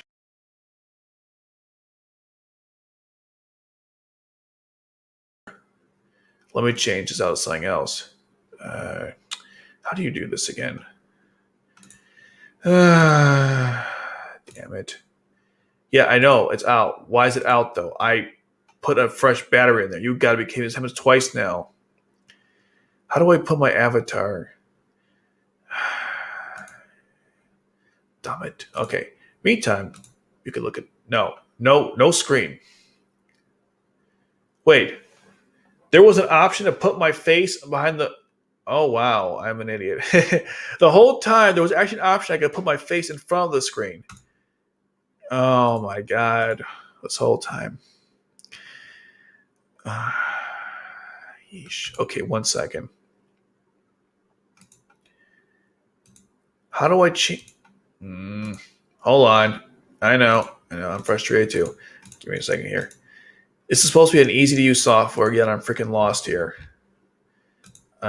Settings. No, we were just there. Brand. If I don't want to use my face, can I just use an avatar? Well, in the meantime, do I figure out what the hell's going on? Oh, you gotta be kidding me.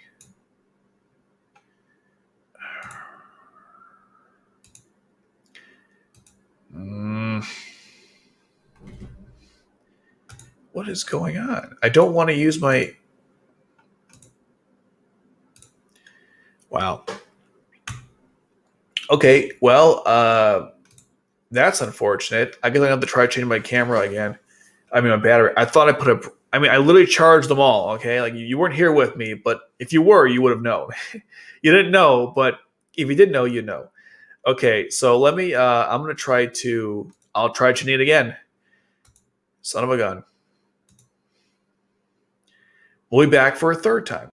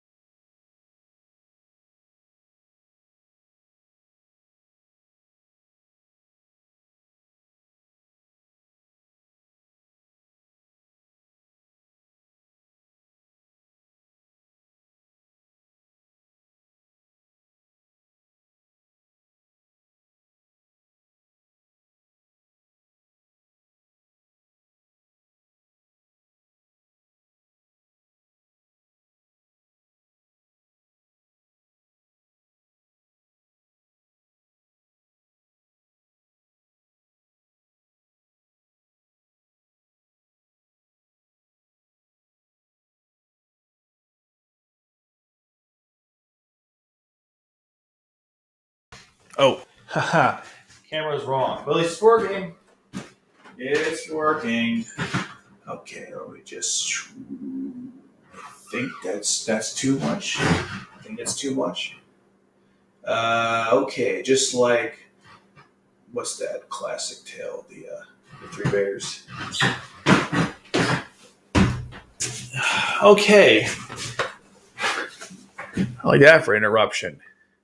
By the way, I didn't know that if I share my screen, and I'll remember for next time, I can literally do this. I'm gonna do this for the rest of the stream, by the way. So there's this option, right? But you can also do this. Haha! Look where my face is. I'm in front of the screen. Look how advanced StreamYards is. They have you now the ability to put you on top of the screen. I don't have to compete anymore. Brilliant. Brilliant stuff. Okay.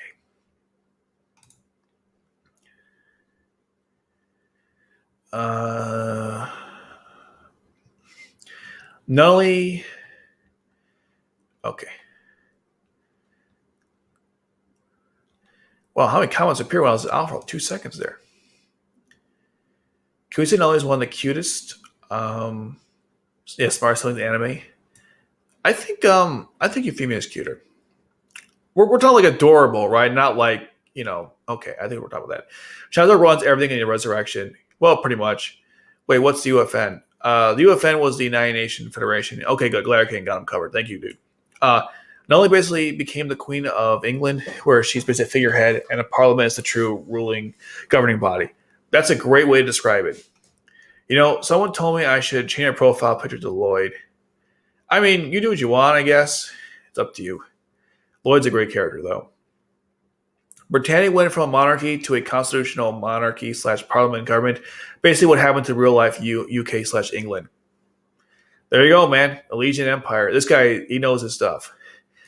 I already have this profile. I have my Discord personal FP as Mika from Seraph at the end. I have Lucia on the Xbox. Xbox One, I assume. Oh, no, I'm sorry. What's it called? Something X? Something X? Special X? Big X? I don't know. I haven't bought an Xbox since the 360. Basically, after that horrible press conference where they said that the Xbox One was going to be region locked, I was out. I joined the PS4, and that was the end of that. Oh, Series X. I think that's what it's called. Series X? Yeah, Series X. There we go. Oh, you don't have a Series X. Well, then you're. No, I'm just kidding. It totally makes sense. I don't have one. I have a PS4. I don't even play much anymore. I'm so busy with YouTube and life and work and all that jazz. But no one wants to hear about that. Okay, let's go on to stage 18 because I do want to finish up before, or at least a little after 10.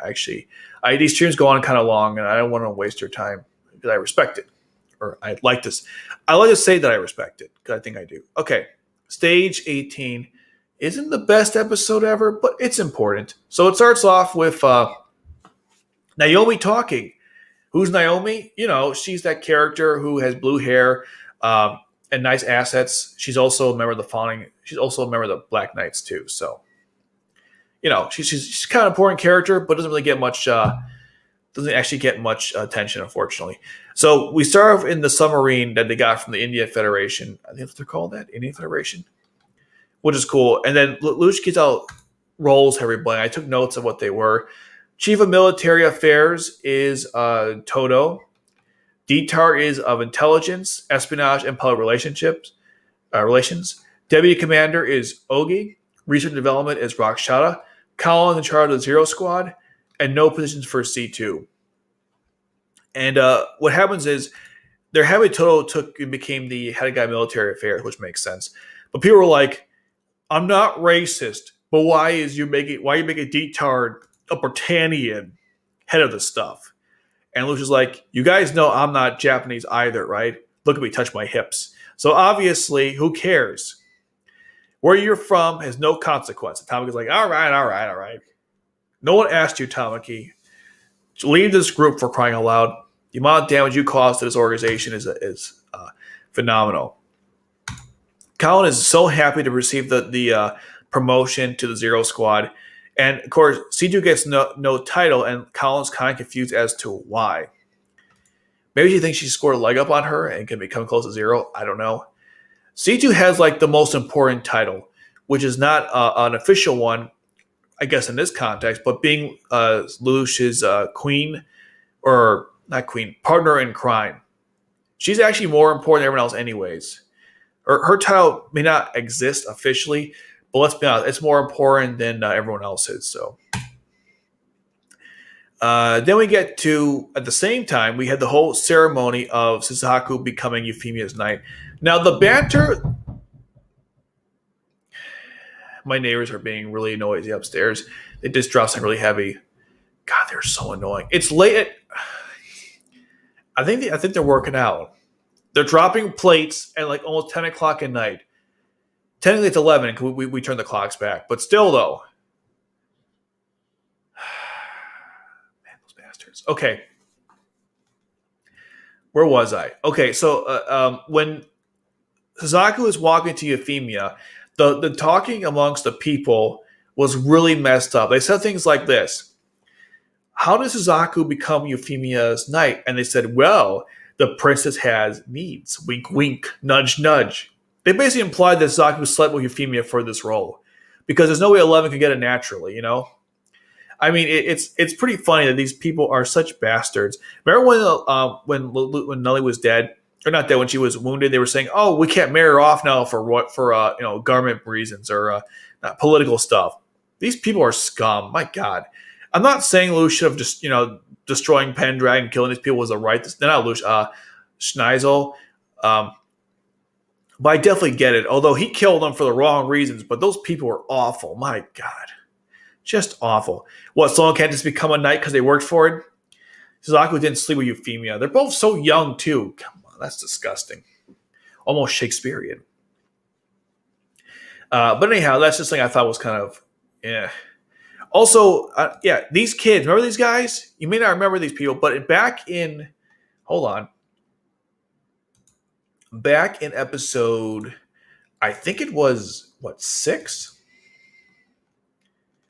Well, actually, we can go back to 4, right? Because in episode 5, I'm jumping the gun here. Episode 5, you might remember these kids. Let's see. Image appear. Yeah. These guys. Remember these guys? Those racist punks? Yeah, they're back. Did you miss them? Because they missed you.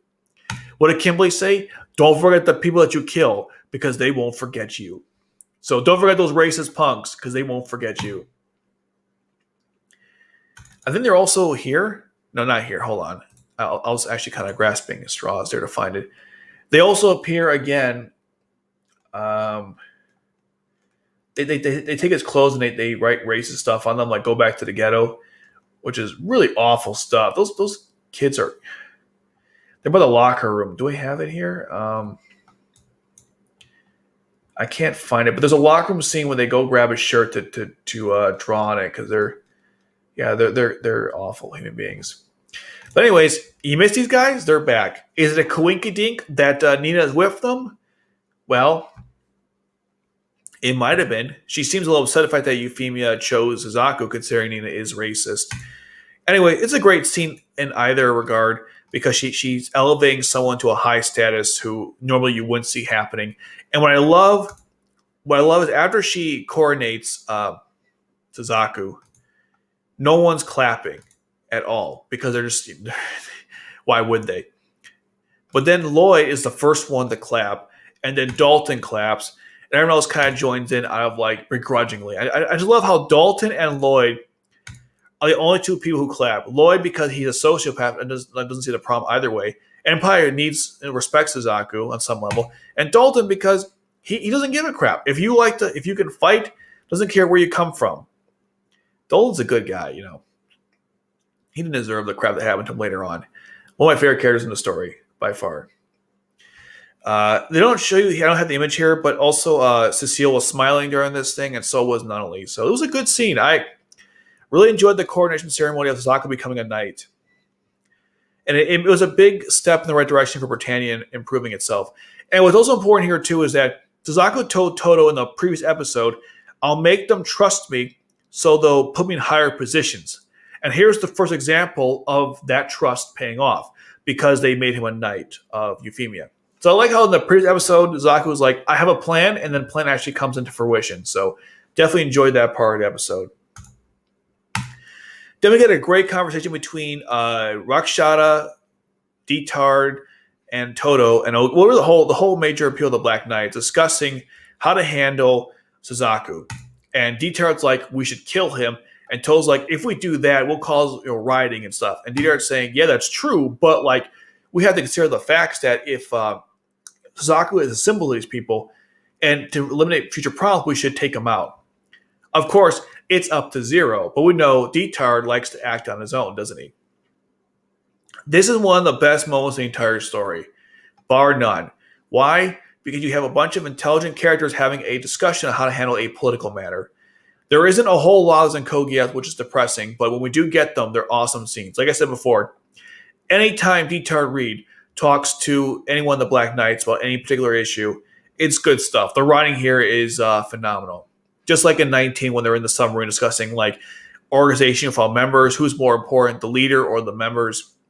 Good stuff from the writing here. Like I said, we don't get much after that or much like that in the story. I mean, we're in episode, 18? And I can only point to a couple times where we have these moments, but they are good. You know, if we had more episodes in Code Geass, we could have had more episodes of scenes like this. Anyhow, so Lelouch afterwards talks to C2 about using Geass on Suzaku. Lelouch says he won't because of his pride and because he's a friend, and C2's like, just use it on him, and Lelouch doesn't want to.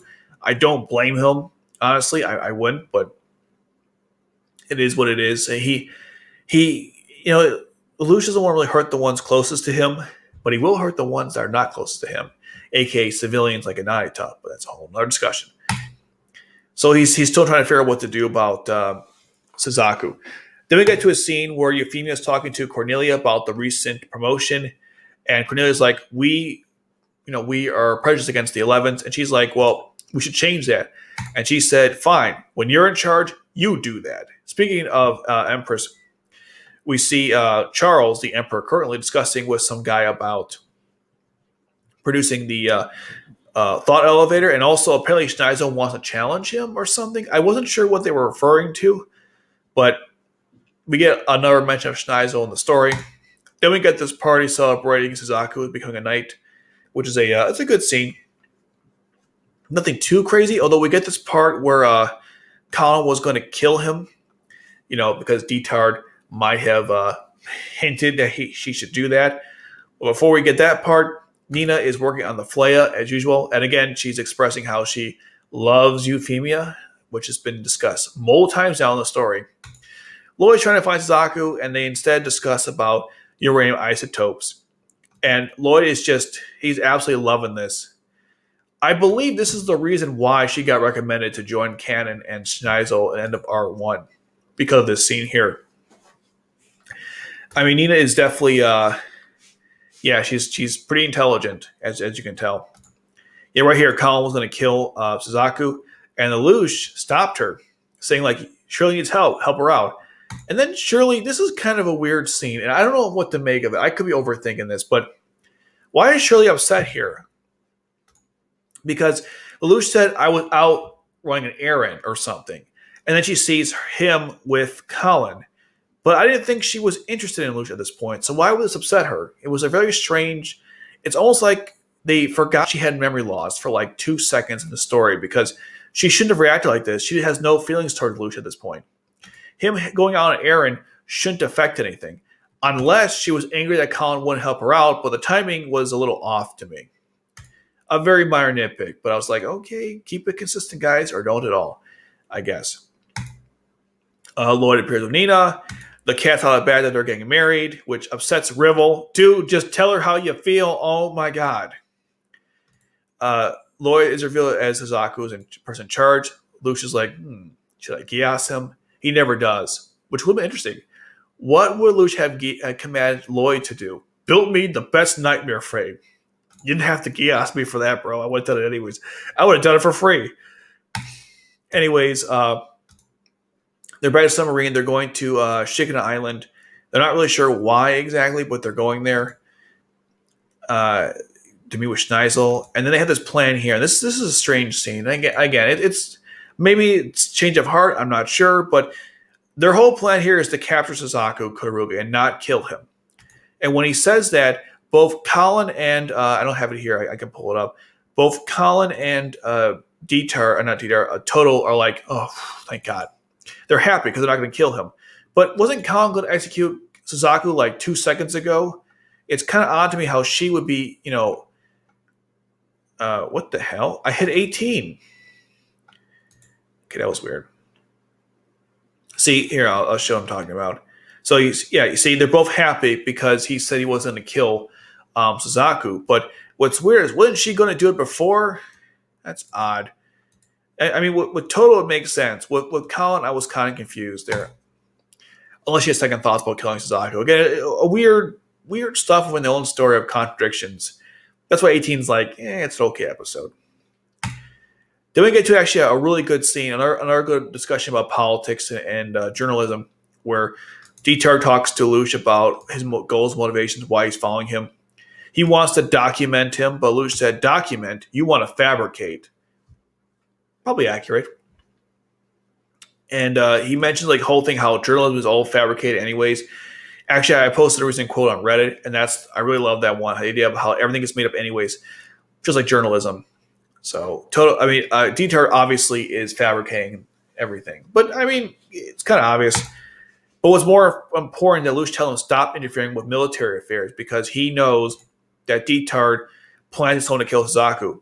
Now, here's something that they don't reveal in the story, but how does Dieter doesn't even question the fact that Zero knows that Colin was going to kill Suzaku?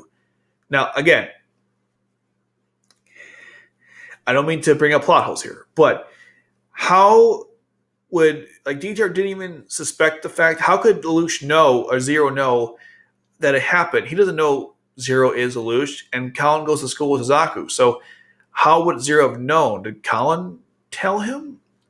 Really weird stuff. Again, this episode has like a lot of inconsistencies. Like, there's no way Zero could have known because he's not at Ashford Academy. And if he does know, then Dieter must know he's a student, which I guess he suspected. The point is, like, this might not seem like a big deal on like surface level, but if you really think about it, this scene is actually kind of lore breaking or story breaking. So, yeah, don't think about it too much. Code Geass has a couple of these. This is a good example of such a scene. Anyhow, they get off, and they're all wearing berets, which you don't see often in this story. Of course, Euphemia isn't. Very, very excited to be on an island. Before anything happens, why they were there to begin with, we see the Black Knights interfering and attacking the place, specifically Total leading the forces. Lelouch is very impressed with Total's leadership skills. Love the pose. And then eventually, Suzaku gets involved. Euphemia is like, look, help out the people, don't help me out.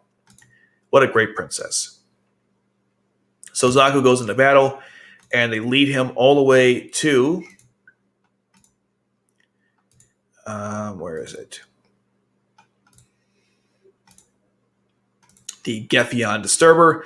And him and Lelouch have a conversation about him joining again the Black Knights, which he's offered him several times. Zaku always says no. And again, speculate Rakshada is working with the Black Knights. They now know for sure.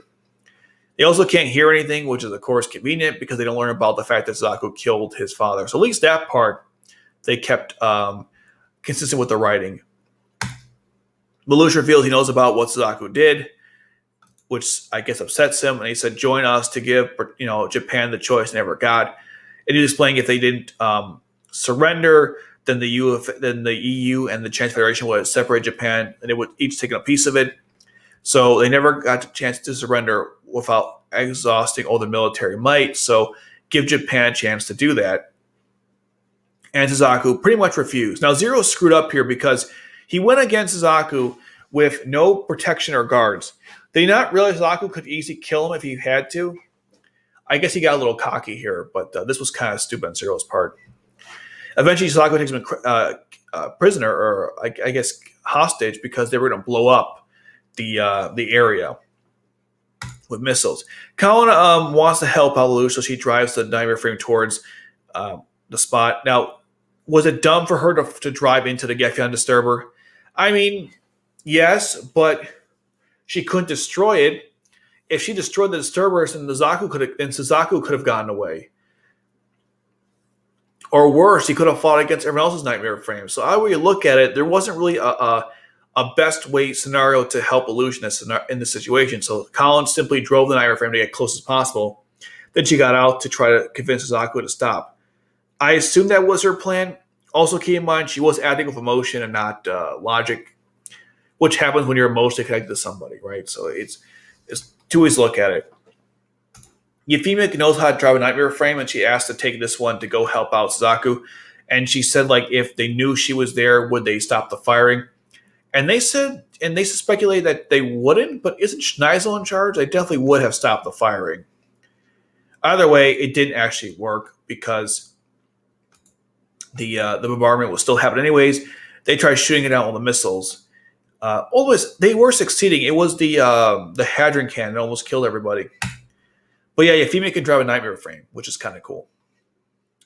Anyhow, so Colin, again, the Disturber stops her nightmare frame.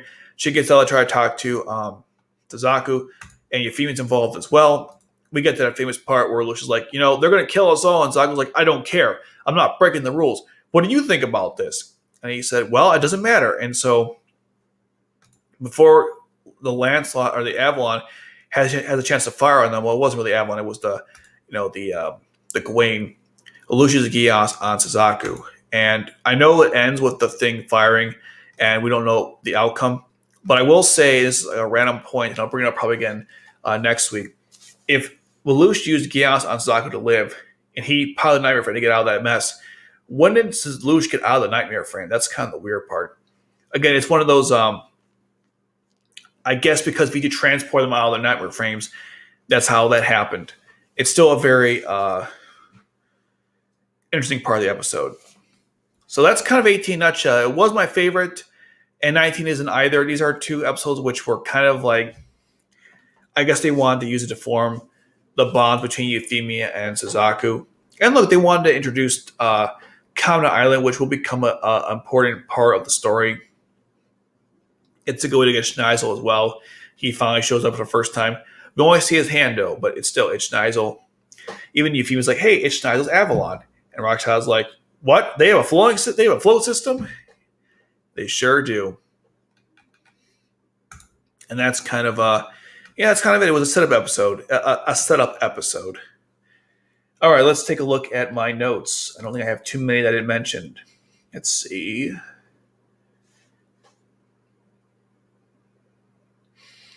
Ogie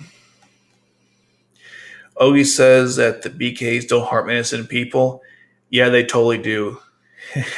Ogie's wrong there. Great conversation between C2 and Luge on using Geass and Zaku. Yeah, I mentioned that already. Let's see.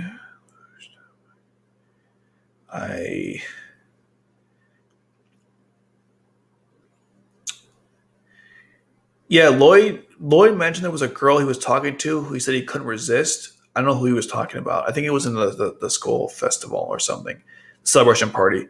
Let's see. Rakshata talking about the Gavin Disturber. I think.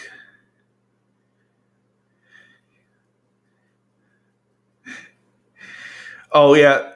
There's a part where they said like the guards. They were saying how Suzaku, will you betray us in the Lancelot if you help if we send you off against the Black Knights? And I was thinking, dude, he has single-handedly fought against them every single time, knowing they're Japanese. If Suzaku was going to betray everyone, it would have happened already. Get your head out of your butt and send him out there to fight. Also, Suzaku owned Tamaki again. Yes, I forgot to mention that. It's hold on, let's go back. Go back, get back. Hopefully not too far though. Hold up. I could have the easy way, but I chose the hard way because life's no fun if you don't do the hard way. Hold on, where is it? Yeah. They're moving to battle, and Tamaki's like right here. I think this is Tamaki. Yeah, all right. R.I.P., buddy. Suzaku always spares Tamaki. It's like he knows, he just knows to not kill him. He's a nice guy. Well, sort of. Schneider's first appearance, gave him a disturber net. Good guys between Zero and Lush. Euphemia was willing to sacrifice herself to save Suzaku. Yes, she was. Yeah, that's everything I got on the episode. I'd give it like a 7 out of 10. It's a good setup story, but it definitely wasn't. It wasn't my favorite. There's some weird plot parts that I don't think were well written.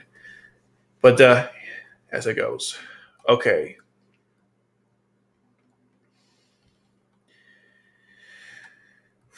Let's see.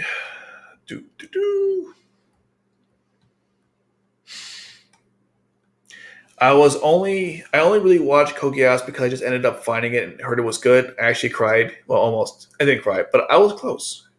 Yeah, there are some moments like that. We're going to get to one very soon.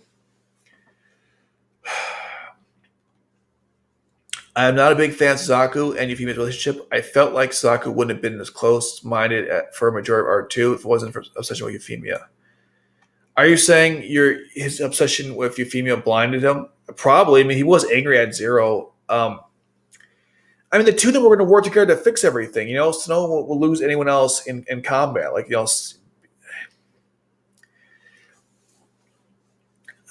Here's the thing, right?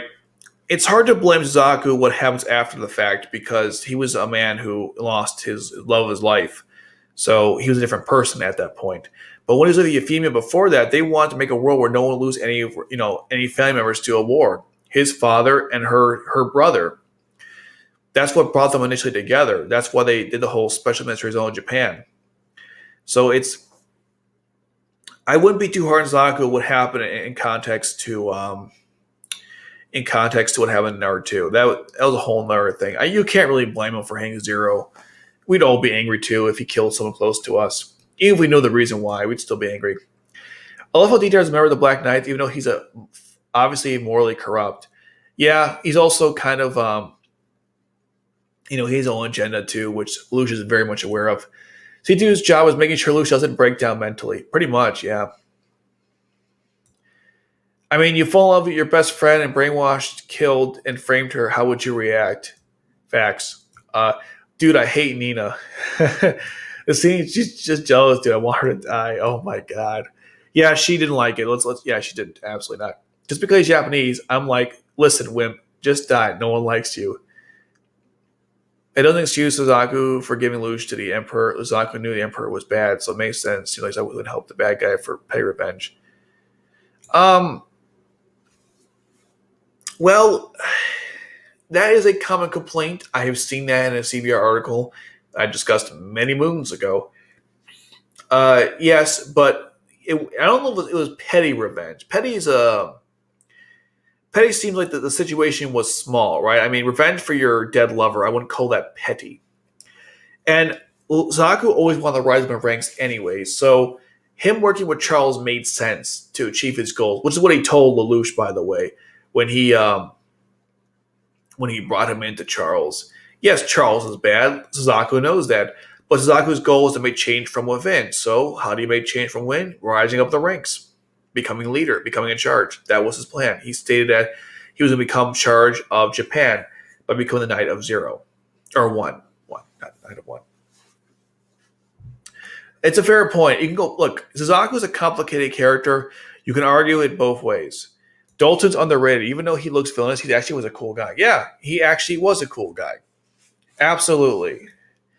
But Ogi isn't intelligent since he's a moron throughout the series. Well, yeah, he's like the what did Detard say? He's like the everyman in the group. You know, he's not like the most smartest, but he represents the everyman. That's why they have him there, I guess. Tamaki is a stupid man, but that's a fair point. Suzaku hates Lelouch because of the whole brainwashing, killing his GF, and starting an entire war he didn't want. What would you want Suzaku to do? Forgive and forget? Yeah, no. That's why the Zero Requiem happened. They agreed to erase the memory of Princess Massacre. Lelouch should have used Geass. Suzaku to make him a loyal follower. Him and like everyone else is, let's be honest. Toa's quite intelligent, but Rashada and Dieter are hands down the smartest besides Lelouch. You know what's funny? I don't think either one was on the top 10 CBR intelligence list. Rakshata or Detard. Yeah, they weren't. But they actually are very brilliant people. I don't understand why Suzaku would hate Lelouch, but giving him Emperor Exchange for promotion makes Suzaku look like a selfish fool. I guess so, but at the same time, I mean, giving him up would also get him closer to his goals. He wanted to kill Zero, and he wanted to also rise in the ranks. He did both. You know, two birds, one stone. Two nightmare frames, one Flea. You know, whatever analogy you prefer. Lelouch's Geass wouldn't work on Lloyd because Lloyd's glasses would prevent the direct eye contact needed for the Geass to work. I thought glasses didn't affect anything. I thought it went through that. 1 second. I'm looking it up. I'm fact checking. Hold on. Yes. The ultimate power to compel anyone to obey any order. Let's go to Lucius Geass. Because I thought that didn't matter. 1 second. Let's see.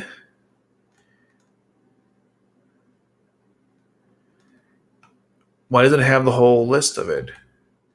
All right, I gotta do the hard way. 1 second. Oh, yes. Transcripts. Give me a second. He said what they were. That's why I want to look it up real quick. Episode transcripts, yada yada. Episode 4, 5. My bad, it's 5. Lucia at the very end says, blah, blah,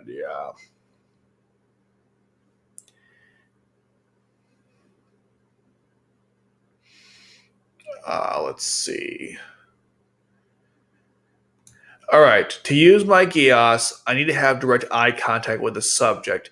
Transparent objects like eyeglasses present no problem. The effective range is approximately 270 meters. See, eyeglasses present no problems, so he could do it with the glasses. That's what I thought. It would work on Lloyd because he's too smart. His sociopath tendencies would just like overpower the Geass. I'm serious. Give it up. Just say it. Get rejected already.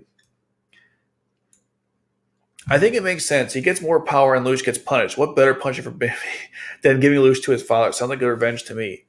Not revenge is a good thing. I'm just, saying. Yeah, he did his morals, of course, but he was angry. He wasn't acting completely with logic. A little bit of emotion there. Maybe Colin fell in love with Zero's words, or maybe she wanted to get with Suzaku. She'll get to be with Suzaku. I don't know why. I used to think Colin liked Suzaku. That could have been a thing. Alderan and the Glen Knights wear them as well, not just Suzaku and Steel. Oh, the berets. Yes, they do. Definitely, Suzaku doesn't realize what he was doing until he tried to drug Colin. He admits he lied to Lelouch. Lied like Lelouch. He's willing to work with Lelouch before Cannon showed up. Lelouch needs to capture his enemies before he talks to them. First Suzaku, then again Cornelia to stage 25. Well, yeah, because he has to erase he has to use the Geass on them. That's true. I kind of wish someone came and shot Charles in the head when Charles altered Lelouch's memories. That would have been funny. Yuki has a sniper rifle. He can do it. In my head, I played out that he pissed off on our leader. Well, he did not, and that's just my imagination. Headcanon, as they say. Literally headcanon. So did Charles after Lelouch alter Lelouch to where he was just Julius, and then when that wore off, did he make Lelouch believe Rollo was his brother? I guess so. I'll be honest; it's not fully explained, but if you follow the series of events, it most likely goes that direction. So, what most likely happened was he made him Julius, and then when they were rescued by Rollo, they then used Geass on him again to change him into Lelouch. We don't see this scene, but it's I guess you can assume that's what happened. And it's a good question. They should have probably showed that. Yeah, there were many comments after you left. Yeah, you know what? It's funny. The comments build up pretty quick. It usually catches me by surprise too. It's not just you in context to that statement. But yeah, that's how I understood it. Basically, Charles used the Geass on Lelouch twice. I assume that's what happened. You know what? Let's look it up real quick before I move on to anything else, which I don't know if I'm going to. I'm getting a little sleepy, and I gotta get up for work tomorrow, as probably most of you do too. Let's see. Charles. I am actually quite curious if they know it, if the wiki discusses it, because it's actually a good question. I think it was the same command, or maybe it was he gave him two sets of memories. It's quite odd. Let's see. Emperor Grand because okay, he rewrote Lucius' memories and suppressed his Geass, which he also did to the students at Ashford Academy. Charles decided to make further use of Lucius by making him contribute to Europe's annexation until his return to Ashford. So I guess it was part of the same package. I guess one Geass command made him also become Julius. Well, I mean, he could implant as many memories as he wanted to him, right? So I guess that's what happened. Man, Charles was such a coward when he was a kid. Nothing's changed. You're such a child, Charles. Mm-hmm. Lelouch almost broke through, and also Sokka was upset when Lelouch's memories were changing again. Wish he got more Lelouch's second sister C2 lookalike. Oh, was that in Oz or Reflection? I think that's what you're talking about. We didn't. Was that what we're talking about? That's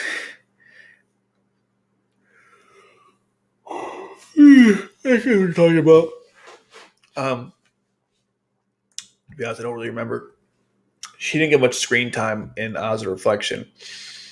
If you type in Lelouch,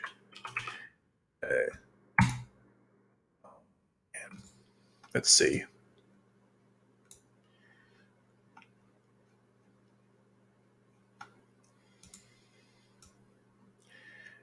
Yeah, it's Oz or Reflection, right? We don't get much. We don't get much time. I mean, yeah, her role was kind of Supreme Commander. I didn't click on that.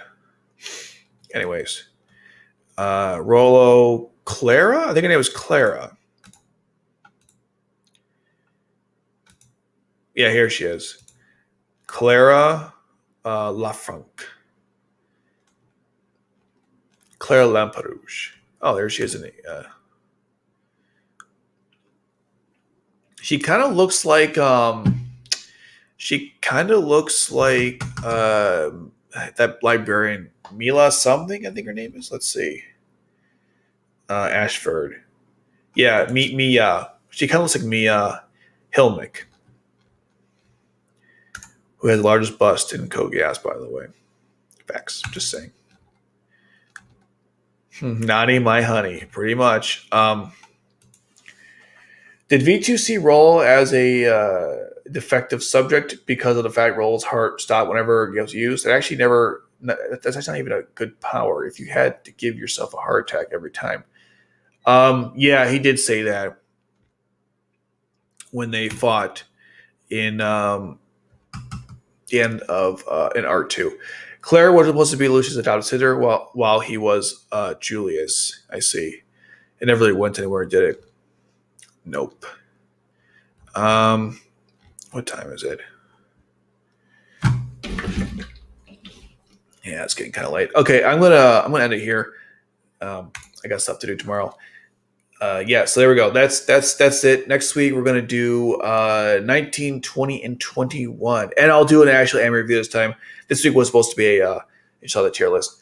All right, guys. Thanks for tuning in. Have a good week.